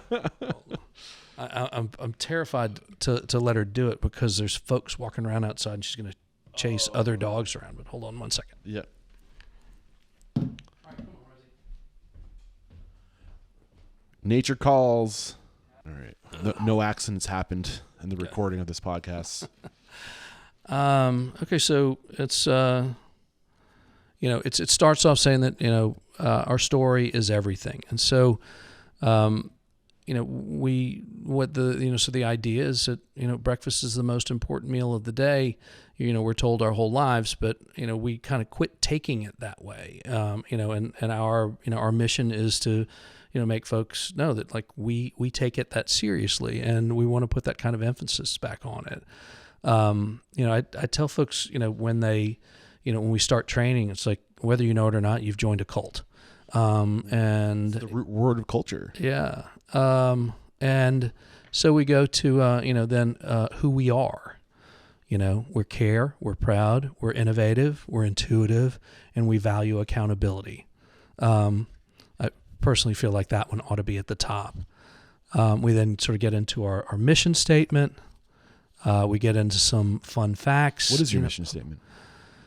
It is our goal and expectation to provide the finest and highest quality food, drink, and service to every guest who passes through our doors. We commit ourselves to inspire excellence in all our staff members through intentional communication, education, exceptional hospitality, and respect. Our attitudes make people want to work every day, want to come to work every day to be part of the team, the same way it makes our guests want to come back to dine with us over and over again. Beautiful. Anyway, then we get some fun facts in there, and then we move into into our value statement. Our culture is what defines us, and our values build that culture. At Big Bad Breakfast, we foster an environment in which each of our team members can be the best version of themselves, part of a team that supports and respects one another, and part of a team that recognizes understanding that our differences are what make us better, stronger, and more productive. So what's happening here, and what I just want to emphasize, is that you have to, behind every culture around the world, there's a language associated with that culture. And I'm assuming there's a ritual associated with this book where the core values come up on a semi-regular basis. So when do you make sure you're talking about these things? Well, it's, we have to, it kind of has to be an ongoing thing, to do an alley rally. We can get the guys in the kitchen together, pretty much all at once, but it's not like, my experience throughout life has been in the restaurant business. We have to stagger in order for our labor model to work at Big Bad Breakfast. We have to stagger in and stagger out because breakfast business starts off slow for the most part during Monday through Friday. And then it tapers off after lunch, pretty quickly. And so that if, you can't afford because what not enough people talk about is that, before you make that first sale in a restaurant, your labor cost is 100%, right? You're not taking anything in. You got 100% labor cost. And so in order to soften the effect of that 100% labor cost, you have to open your stores with, a limited number of folks. The number of folks that it's going to take to serve the first few folks that dribble in that first 30 or 45 minutes. And then historically, if what, the way that business ramps up over the hours, then you bring in another cook, at 7:45 and 8:15. Yeah, this is interesting because as you're saying this, I'm watching. I remember seeing new faces in the hour I was there. Right. I was like, oh, where did they come from? Like, I didn't see them. And then as I was pulling out, I saw a new cook walking in. Mm-hmm. Right. So it's cool to see it as you're talking about it. Yeah. So, it's something that we're sort of doing constantly because, you can't have a full floor staff meeting, before we open. Because no one's there. Not everybody's there. Right. Because you got a manager and two servers and a bartender maybe, or a manager, server, and bartender. This is where the alley rally comes. Right. And is this an all hands on deck meeting? Well, no. I mean, the alley rallies are more, sort of kitchen oriented. We kind of gather, whoever we can get there. Got it. And get as many people as we can, but it's never what it ought to be. And, and that's kind of the interesting thing, that we talk about when we go in to train, a new crew is that, this is a unique experience because you're getting the full fire hose to the chest of training from the guys who are the absolute best at it. Nobody else ever gets that again. And what, we have to do in the course of 2 weeks is to bake that in hard enough that you pass it along to a generation and bake it in hard enough to them, that they then, pass it to the next generation and we can keep this thing intact. And so it has to be constant conversation. And that's why Liz's job as the Minister of Culture is as significant as it is. Liz is our Minister of Culture and Brand Director. So who's Allie? What's that? Who's Allie then? What's her title? What? Alley Rally? Oh, no, the Alley's just the I thought it was the person. QC. No. Liz, got it. Thank you. So, man, I'm really enjoying the conversation. Is there anything we haven't discussed in terms of what you learned, things that you think you do exceptionally well that you should bring to the conversation before we wrap up? I don't know that I do any one thing particularly well. I know that I'm, have always been adept at recognizing talent in people and, trying to make sure that they understand that, that talent's recognized and to put them in positions where, they can use their talents to thrive and grow. Just listen to 10X is easier than 2X. It's a fantastic book. And one of the biggest points they make in that book is it's about the who's. Yeah. Scaling, it's easier to find the right who's and put the right people in the right seat on the bus than it is to try to do everything twice as hard yourself. Go ahead. Yeah, and then I was going to say, actually, the back cover of the book, the inside of it is what we call the nitty gritty. That everything that we do comes down to the 4 P's. It's our people, our place, our product, and our profit. And and frequently, profit is treated as sort of a bad word. I'm so happy you're talking about this. And but what we say is that if we take care of our people first, make sure that our people know that they're appreciated, that they're praised for what they're doing well, that they're compensated, that we're contributing to a quality of their life that they wouldn't get otherwise. They can work in a place where they thrive. We take care of our place and keep our stores clean and bright and shiny and places that people want to be. We're delivering a product, whether it's our hospitality or the food and beverage that we do, that's at the, at top level all the time. That if we take care of those 3 things, then the dirty word profit takes care of itself, right? We don't have to worry about profit. Yeah. Go ahead. But it is, but it takes care of itself. And profit isn't a like one of my, so I recently added to my core values that we are fiscally responsible. And I think it's important that you understand, in order to provide security, in order to provide opportunity, you need to be fiscally responsible. And that's what cash does. That's what profit does, is it lets you create opportunity for others and provide security for yourself and others. And there's nothing dirty about that. No, it's not. But, and that's hard to communicate, to, folks who are, coming on to, to start a job and training at $17 an hour, that they just look at the man as, as the person who's benefiting from, from their hard work. All the profit goes to them. Do you do open book management? I beg your pardon? Do you do open book management? Nobody's ever really expressed any interest. I mean, for our managers, certainly see, everything that goes on. We never really, had anybody from an hourly standpoint that, that asked the question.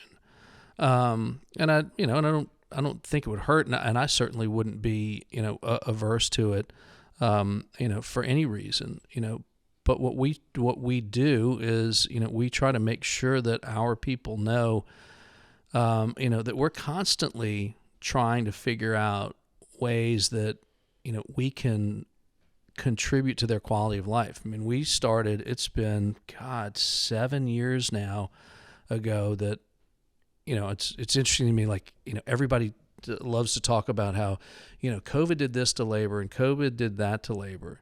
That's bullshit. I mean, we were having awful problems with labor way before COVID hit. And, employee retention was a huge topic of conversation. I mean, 3-4 years before COVID hit.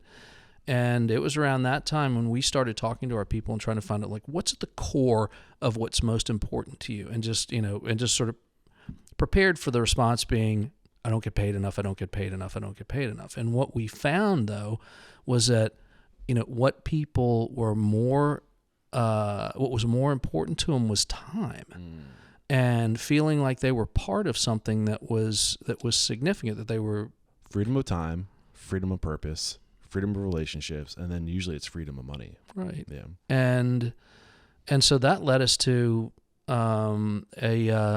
immediately implementing an hourly vacation policy, where we saw that we were losing people to $1 more here, $1 more there. And they weren't talking to us about it. Like, they were just uprooting and going. And we're like, God, well, first of all, you got to understand, like, we're not gonna pettifog, about $1 here, 50 cents there. I mean, that's bullshit. I mean, I'm not gonna fight over money. It's not that important. If you're doing a good job, you're gonna get paid for it. And so, but as we were losing people, and did the math on what it costs to train somebody into a position, and and we realized, good Lord, what it costs to train someone. If we can retain that person for a year rather than having to train somebody else, that training cost will pay for their 2 weeks off. Let's give folks vacation. Right. And folks loved it. I mean, and it was a unique offering at the time. I think it's probably much less unique now. But we've taken hard looks at childcare. That's the one that we're continuing to look at. Like, how can we offset the cost of childcare for single parents, particularly? As a dad, that's something that is incredibly at the forefront of my mind. I know what it costs. Right. And I don't know how somebody works, an 8-hour job that needs childcare when it costs $20-25 an hour. Well, we forget that it takes a village, Right. And I think that the cool thing about what we're doing is we can have the mindset that we can be the village. Right. And people really don't need that much to be happy. They need to be secure. They need to have purpose. They need to be seen. They need to be valued. And they need to feel like they're growing. right? And if you can cover all the other liabilities and you can give people that sense of purpose and belonging and growth, and I mean, if you can make them self-actualize and find their purpose in life, and they don't have to worry about like who's going to look at my kid, like you're going to have loyalty for life. Sure. You know, that stuff, and it's a Maslow's hierarchy of needs. Chip Connolly wrote the book Peak. It's a fascinating book where he talks about focusing on the peak, the self-actualization, and trickling down in order from like growing, being seen, security, and then your physical needs like food and shelter. But we usually just focus on your physical needs. Do you have enough money to pay for your food and shelter, and maybe a little extra money for security? And then beyond that, we stop. Yeah. Well, and that's the only way to create a culture that breaks the mold for what the life of a concept looks like. And the life of a concept, is interesting. Historically, it looks like, a growth over a certain period of time, and then at some point, it hits a point where, it begins to plateau, and the length of the plateau differs. The law of diminishing returns. Right, but then ultimately, it slides off into obscurity. So, it looks like a tree stump. Yeah. And if you've got people who are bought in and support and understand that, like, we have to keep moving forward, if we want this thing, to continue to grow and to continue to be significant and continue to be part of the conversation. What does keep looking forward look like? How can we be innovative, in what we're offering people? Are we keeping pace with, with what's going on, whether it's, from a tool standpoint that makes, our staff's lives easier when they're at work? Is it food offerings? Is it decor and comfort package? We're just in the process of everywhere that we can, converting, single hole restrooms that we've got into unisex bathrooms as opposed to just men's and women's, because, I continually watch these, where we have men's room and women's room with a single hole, at stores on Saturdays and Sundays. There's a line to the ladies' room. Yeah. Guys walk in, walk out, but there's a line to the ladies' room. And that's just, a matter of, simple consideration and, trying to move the process along. Yeah. They say quickly. like every 5 years you want to juxtapose it. Right. Wow, I'm struggling this morning. I went out last night with some of the locals. They took me out. I actually met them at a snack bar. Your neighbor across the street, Joe, who just opened, Good Day. Yeah. Good. Yeah. Yeah. So I'm not going to lie. I'm a little foggy. He showed me a good time. He walked me around. Anyway, but like every 5 years, you have to think about how can we create a little bit of juxtaposition to stay fresh, to stay top of mind. Do you budget for that? We don't, specifically, yet.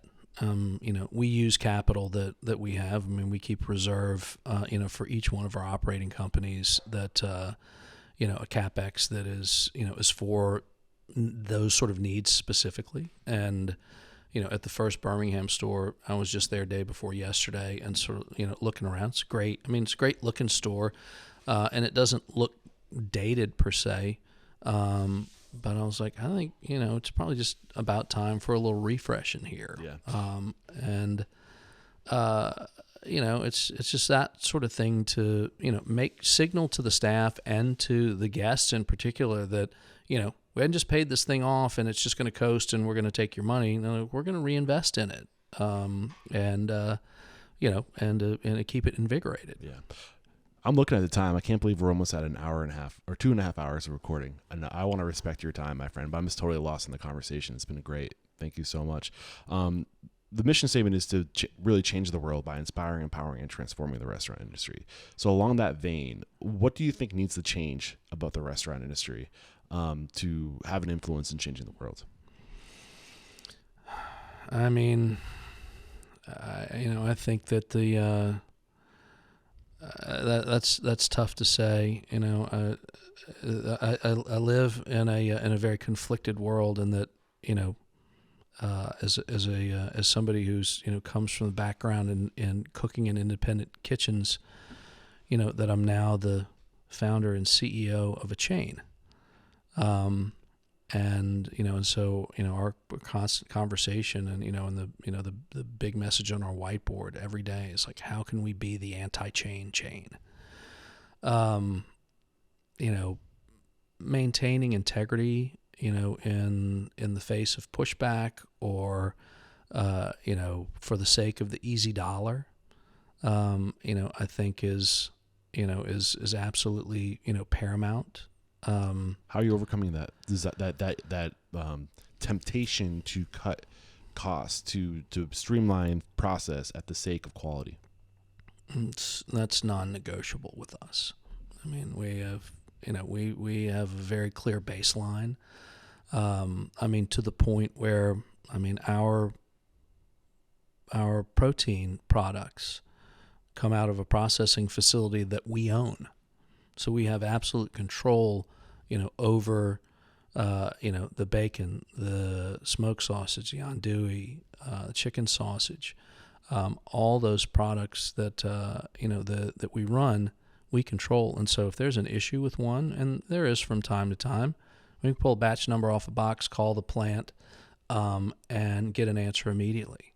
We recently, ran into, where we sort of got to a point where we were hearing enough people that were commenting that they thought that our patty sausage was too spicy. There were lots of comments about the amount of sage. This is my grandfather's patty sausage recipe, and I love it. It's what I grew up with. It's the first thing that I dipped in syrup and had the sweet and salty experience. But we had the ability to just make a call one day and go, okay, dial back the red pepper flake by 20%, dial the sage back by 15%, run a batch and send me some samples. And 3 days later, I had samples. We tasted. We said we need to adjust this, that, and made the adjustment, had samples again. And then, going forward, all we had to do was run out of everything that we had, in inventory. The new stuff came in behind it, and, we were able to make that kind of adjustment. And, I don't think that everybody, out there that's scaling can, afford to, to manage a processing plant to take care of, of those kinds of needs. But we've avoided commissary, where, we've had moments where we took our jelly making process to, a boutique producer in Nashville. And it was just because, getting pectin and sugar levels exactly right in fruit at different times of the year is a tricky process. And so we had, it's at certain points in the year, the jelly was coming out, the strawberry would come out just like too thick and rubbery, and then the blackberry would be runny, like it would just run off of a spoon. And so we thought, well, we'll take it to somebody who can help us create some consistency. We'll build the recipes, but ultimately it wasn't the same product. Yeah. And we pulled it back out of that and into the stores, and we make all of our jelly ourselves because we couldn't be happy with it. So I think where I think you were going when I asked you that question about what has to change is that you are trying to find this balance of scale without sacrificing quality of quality of relationship, quality of product, and integrity of what you're trying to deliver. And is that safe to say? Yeah, it is. And the challenge is getting our business model to float doing that versus the other sort of scaled boutique-y breakfast concepts that aren't dedicated to the same principles, and so they're able to do stuff, for a significantly lower cost, but we're fighting to stay, in the same menu pricing structure as they are, and then that is something that that we're monitoring constantly. but staying in a street fight, with those guys is tough. And and frankly, our menu prices, for what we do, the cost is significantly more, but we're able to keep our menu pricing, right in the middle of the pack. It's a little bit astounding to me. And, that gives us the ability to, when there is an adjustment that needs to be made, we have a comfort level, in making those adjustments to menu prices without people feeling like we're gouging them out. Yeah. I'm tempted to ask how you're doing it, and I think you already answered that question earlier with the systems, the inventory weekly, and tracking everything, theoretical cost versus actual. Well, yeah, and there's a publicly traded company out there whose information is pretty wide open, and on their bottom line, they're doing better than we are, at 700-800 stores, but at the end of the day, we're independent. We don't have a private equity group that we have to answer to returns that that they want, and so the bottom line is not what is important to us. Controllable costs are important to us. The operation and the operation of the restaurants, and people's response is what's really important to us. Now, it's not to say that we don't want to make money. So we make money, then we can improve the quality of life of, of the folks who make it run.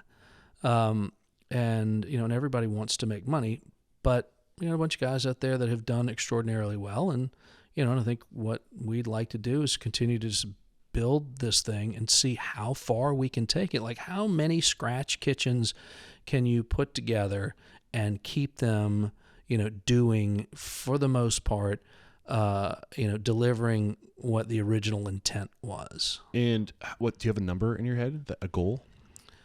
Well, Mike always told me, he said, the challenge is getting to 10 restaurants, just sort of figuring it out and making it work. He said that once you get to 10, you're at 20. Once you're at 20, you're at 50, before you know it. And so, we are at that place now where we're looking at 50 as realistic. And it's not, that far in the future. Under our own steam. Like, we're not looking to private equity to help us get there. We can get there under our own steam. But that means now, my job has changed again. We're now looking at software platforms that, involve deep analytics. We're trying to build, the profile of what an ideal partner looks like. Well, I was curious about that because you have a lot of partners. I know, I don't know if this is supposed to be, you mentioned one of the people that I had on the show before was a partner. Who's that? Charles Morgan. Oh, yeah, Charles. Yeah. So, you're also doing this with, bringing the right people in. And I know he's somebody with incredible core values, and he's all about culture.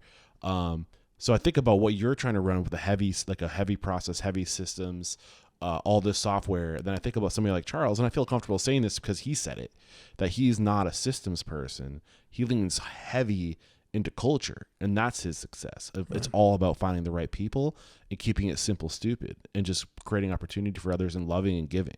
Yeah. Well, and that's where I'm just sort of all over the place. 'Cause I'm not, I'm like a jack of all trades and a master of none, but have a lot of people around me who are extraordinarily good at what they do. Mm-hmm. But now, entering into a new sort of era of, what will be significant to get us to the next point. To the next level. And, that largely has to do with the fact that, to date, a majority of the people who are partnered with us are people's, the guys that are in positions of significant responsibility, we have connections to in one way, shape, or form, from prior lives. And so, we haven't, had to a whole lot, put blind trust into people. And it means we've had some hiccups along the way. I mean, we recently had a partner that we just had to part ways with because he just 100% did not see things the way that we did. He wouldn't operate the restaurant in the way that that we saw fit. It wasn't working. The culture was garbage. People were leaving left and right. We were getting bad-mouthed in the community, and and as a result, and we build our, I would say, the one thing that we have skipped over is the significance of partnership agreements. Yeah, that I was tempted to go there. I know the significance of it, and we get a lot of great advice around that subject. But if you want to add more to it, no, it's. I mean, I don't have anything to add to it. I mean, ours is one that my partners have developed over the course of the last 30 years, and so it's about 50 pages long, but it's unbelievably comprehensive. Is that something you'd be willing to make public? What's that? The partnership agreement, is that something that I think anybody would be willing to make public? I would love to share information like that. I don't know if how it reads. Yeah. I mean, I don't see why not. I know. If my attorneys listen to this right now, his skin's probably crawling. But we don't. I've never felt like I had a whole lot that was secretive about what I did. I'm willing to share, and that's sort of always been one of the things that was great about the circle of friends that that I had that were chefs. Mike Latta in Charleston makes the most delicious chicken liver pate that I've ever tasted. People ooh and ah over it. They go to Fig just to eat, to eat this thing that they've heard about so much. And if you ask him about it, he'd email you the recipe in a heartbeat, And that's what I want. I mean, that's one of the things I'm hoping to do with this podcast. Like you mentioned earlier, there isn't a resource out there to go to learn how to do this stuff. Right. I'm trying to make Restaurant Unstoppable podcast the resource of just getting people to share. And like the more we share, I think the more people like you who have values and want to do the right thing are going to go toe to toe with the McDonald's of the worlds, the people who are all about as big as possible at the expense of quality in the environment, in relationships. I think what we can create is a future of a lot of small regional chains, that create opportunity for other people that operate at high levels. The only way we're going to do it is by making an example of people like you and making you like the analogy I always use is your job as a restaurant owner is to paint the picture of what the job done right looks like for your team, to give them the tools and resources to do their job well. So they have no question of this is what I have to do to be successful at my job. Where does the restaurant owner go to get that? They don't have the picture. And by you spending 2.5 hours now with me at this point, sharing your story, sharing your values, literally opening the book, right? Sharing your vision for your business and how you're looking to scale. This is how we're going to do it. Well, and and it has to be people have to get beyond this absolute fascination with how much can I get? How I got to get more, right? More, and I'll tell you an interesting story. I served with the chair and the president of the Mississippi Restaurant Association and worked with the National Restaurant Association board for years. And in my experience, the one thing that we went back to Washington and lobbied over, every year was that, Ted Kennedy invariably every year introduced a bill to increase the minimum wage. And, and we went en masse, 1,500 people to Washington. And that was, one of the things we're like, no increase in minimum wage, no increase in minimum wage. And, and this went on and on and on, and it continued to be defeated and defeated and defeated.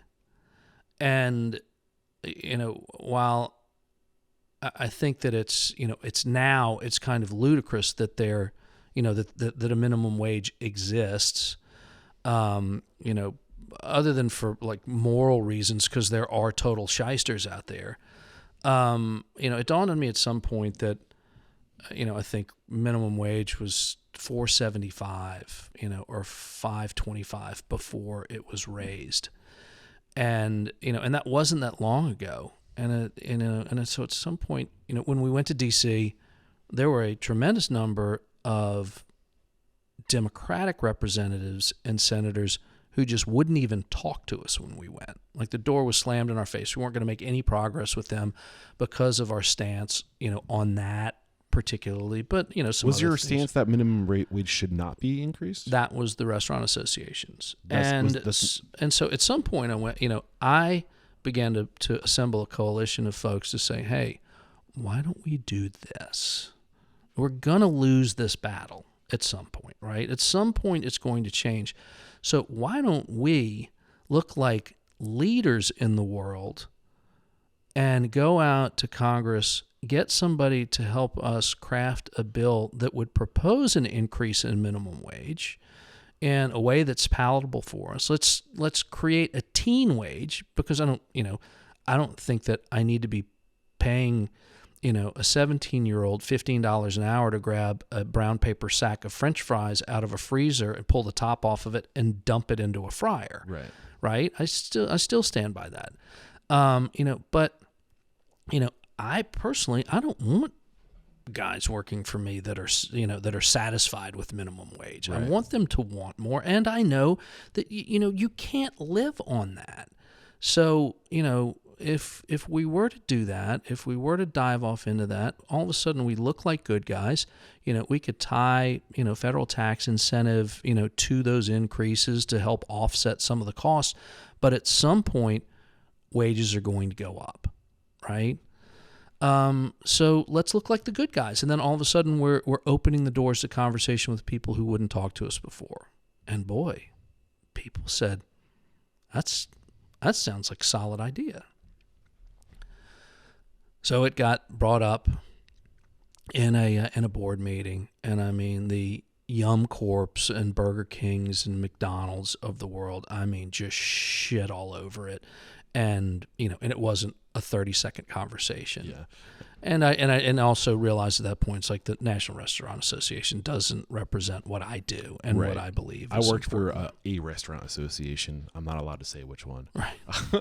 I was really turned off by their values were clearly not towards the restaurant owner.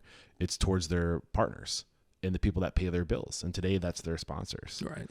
And their sponsors want to help the people that have money, the big corporations of the world. Yeah. And it's so plain as day that that's who they're here to serve.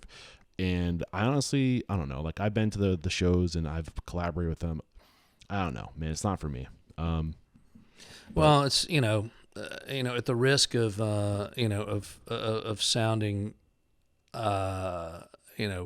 religious or culty, and until, we quit thinking about ourselves, and we start thinking about the greater good, in the world. Like, to me, that's where I want to see change. Dude, the restaurant industry is going to change the world. It's my mission to make that happen, and making an example of people like you who are sharing these values and sharing these perspectives. The more we share, the more we can come together and, pool our resources so we can all collectively as an industry have a culture and go in the same direction for change. And the restaurant industry is the third largest industry in the world behind the government and healthcare. And I just feel like with that much momentum, we can move mountains as long as we're all pushing in the same direction. Yeah, and that's the thing. But, a greater part of what makes up that industry, or what makes up our industry, are megacorps. Yeah. And, and they're controlled by boards, and, they have expected returns, and if they don't meet the returns, people are getting fired, and, it's... How do we change that? I don't know. Just quit eating their food. How do we change that? That's pushing people out of their comfort zone. And I think that's how we're going to do it. I think it all rests in influencing the consumer and educating the consumer slowly over time. It's going to be the constant gentle pressure of just, we have to change the values. And I think, we have to change the values of the consumer. to be more conscious. Well, and and unfortunately, in doing that, it's sort of like the farmers market model. The farmers markets, 50 years ago were, as supermarkets were growing, were the inexpensive alternative to going to the supermarket who was marking up prices on food. And farmers markets just sort of evaporated until the mid 80s when they started popping up again. And all of a sudden, farmers markets were an expensive alternative to grocery stores, but where you could get a better quality of food, but you're going to pay twice as much. Right. But what's in it? So I think what we need to be better at is explaining to the consumer what's in it for them. And we're starting to get to the point now where there is clearly something in it for them. Not the fact that they feel good. I think that's part of what's in it for them, that you will feel emotionally better when you know that you're supporting a neighbor. But also, when you eat food that's grown holistically, that's using heritage grains and old practicing, like rotating crops, and when you do all this stuff, when the earth is healthier and the food is healthier, and you put that into your body, you are healthier. And at the end of the day, people are selfish and they only do things if there's something in it for them. And I think if you appeal to that side of them, of holy shit, if I want to be the healthiest version of myself, I have to buy food from farms. Yeah. And, the great emotional and mental barrier there, though, is that, we're such weird and careless and carefree animals that, no matter how clearly you can make it, illustrate that cigarettes cause lung cancer, which is a excruciating way to die, that the food that you're putting inside of your body is the root cause for an obesity epidemic that doesn't exist anywhere else in the world, that people are like, who gives a shit, right? And it's one of the things that was one of the things that first started to bother me. And we formed a nonprofit foundation about a decade ago called Move On Up Mississippi. Number one, after the Curtis Mayfield song, but number two, because I continued, yearly we would see these lists that came out, of the fattest state, the worst percentage of childhood obesity, teenage pregnancy, illiteracy. I mean, you go down the list, and Mississippi was at the bottom of every one. And every one of these things, we can control. If you're conscious about what you do, you can control those issues. You can teach your kids how to read. Yeah. You can keep them from eating garbage food. I think it's happening. And I think we kind of acclimate to the new normal. But if we were to be having this conversation 20 years ago, people would be like, huh?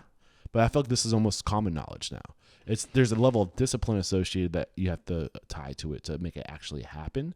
But the people are aware of it more than ever before. And but at a certain level, we've also, with the with the elimination of the middle class and the explosion of the number of folks that are part of the I hate lower class is such an awful moniker, but folks that aren't as fortunate. The reason that food's gotten cheap is for a reason, right? And that's what they can afford.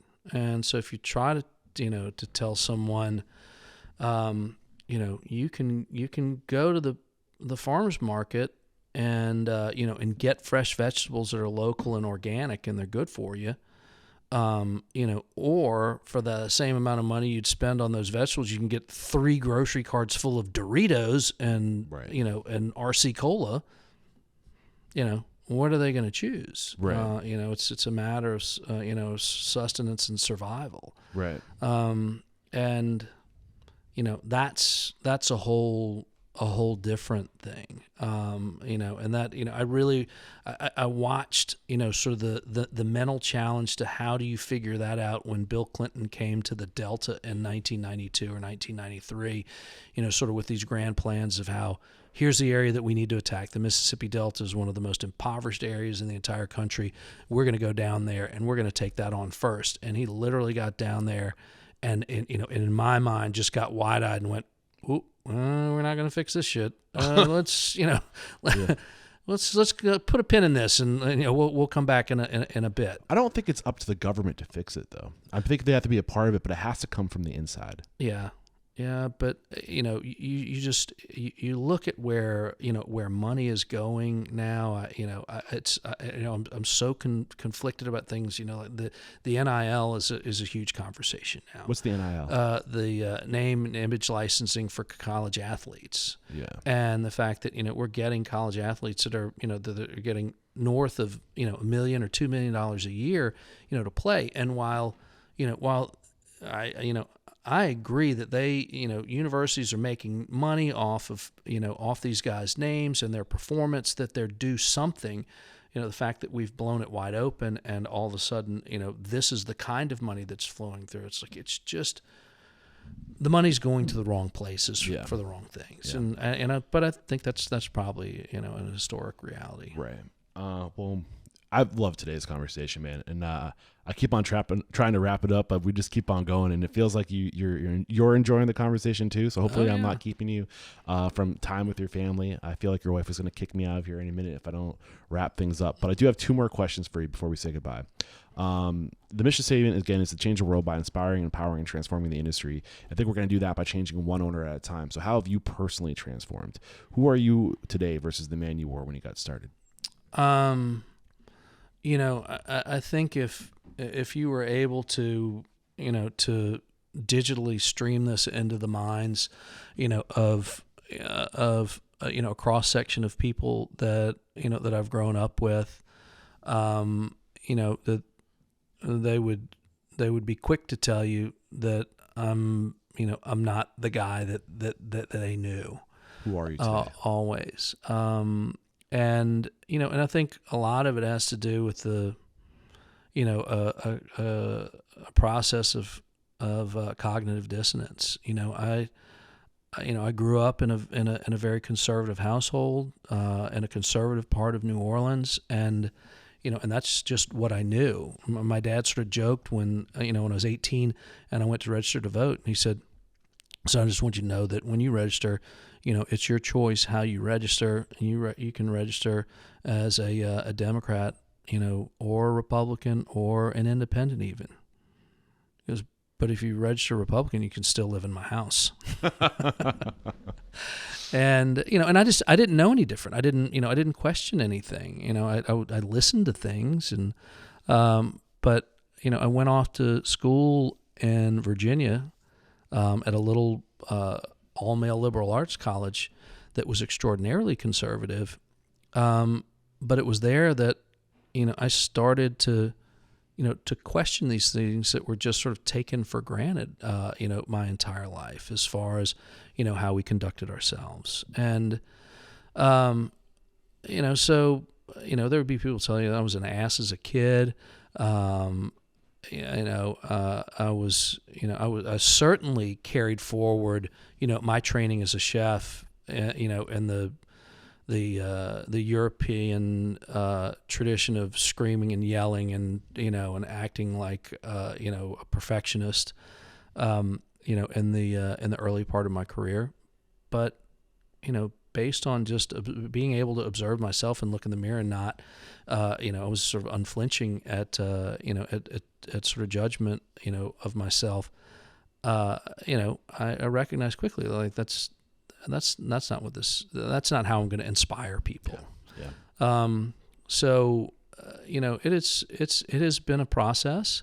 But part of it, another part of the story, for me has been sort of political activism and social justice that I've been part of. And I've been extraordinarily vocal about what I think about our last president, and that I don't care what his policies are, but the dignity of the office of the President of the United States of America. I studied classical American political philosophy. I know what the founding fathers intention was to, everything that they did. I'm fascinated by the fact these guys were farmers and they were capable of, of visualizing, what they needed to create in the form of the Constitution. So, I've been politically active and fought for social justice for years, and people would ask me all the time when the vitriol was the highest, why would you do this and alienate, 50% of the people who might come to eat with you because of, how you position yourself when it comes to LGBT rights and immigrant rights and minorities and what the president is doing and how he conducts himself. And I said, well, for me, it's very simple. When I look across the faces of the folks who give us the ability to make the living that we do, and the percentage of them that are either minority or immigrant or part of the LGBT community, if I have a microphone and I don't stand up for what's in their best interest, what does that say about me as an individual? That's the kind of thing that I can't sleep at night over. If I sit silently, silence is complicity. Yeah, and it's that mentality that has me convinced that this industry is going to change the world. And I think you made a really great point. If farmers could have created the American that we know, the America we know today, like I think it's again food, restaurants, farms, that's going to create the future America or maintain the values, Ooh, nice way to bring it back around. Right? Recall. This is the last question. It's a doozy. Open your ears. If you got the news, you'd be leaving this world tomorrow. All the memories of you working your restaurants would be lost with your departure, with the exception of 3 pieces of wisdom you could leave behind for the good of humanity and your legacy. What would those 3 pieces of wisdom be? Oh, God. Take care of one another. Feed your community. 2.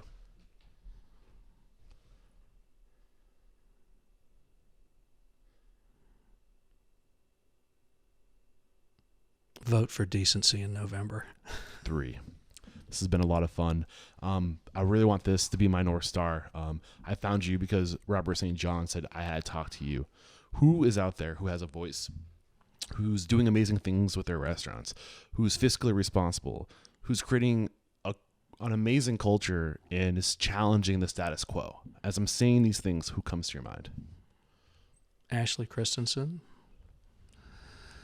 I think in the world of speaking to food, John T. Edge is an incredible advocate.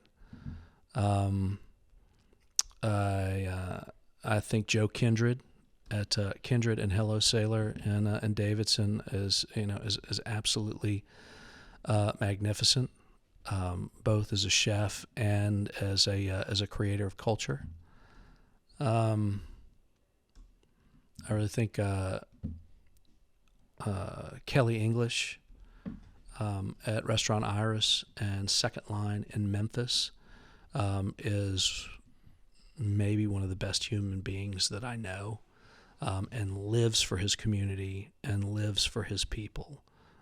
And interestingly, from an operator standpoint, has sacrificed for a dozen years his own income in order to take care of his people. He's gone long periods, like 2 years at a time, without taking a paycheck. In order to make sure that everybody was paid and paid well. Yeah. Allison, John, Joe, and Kelly. Did I get it right? Ashley. Sorry, I don't know why I said Allison. Thank you. Ashley, John, Joe, Kelly. Look out! I'm coming after you. I'd love to get you on the show. Did I cut you short?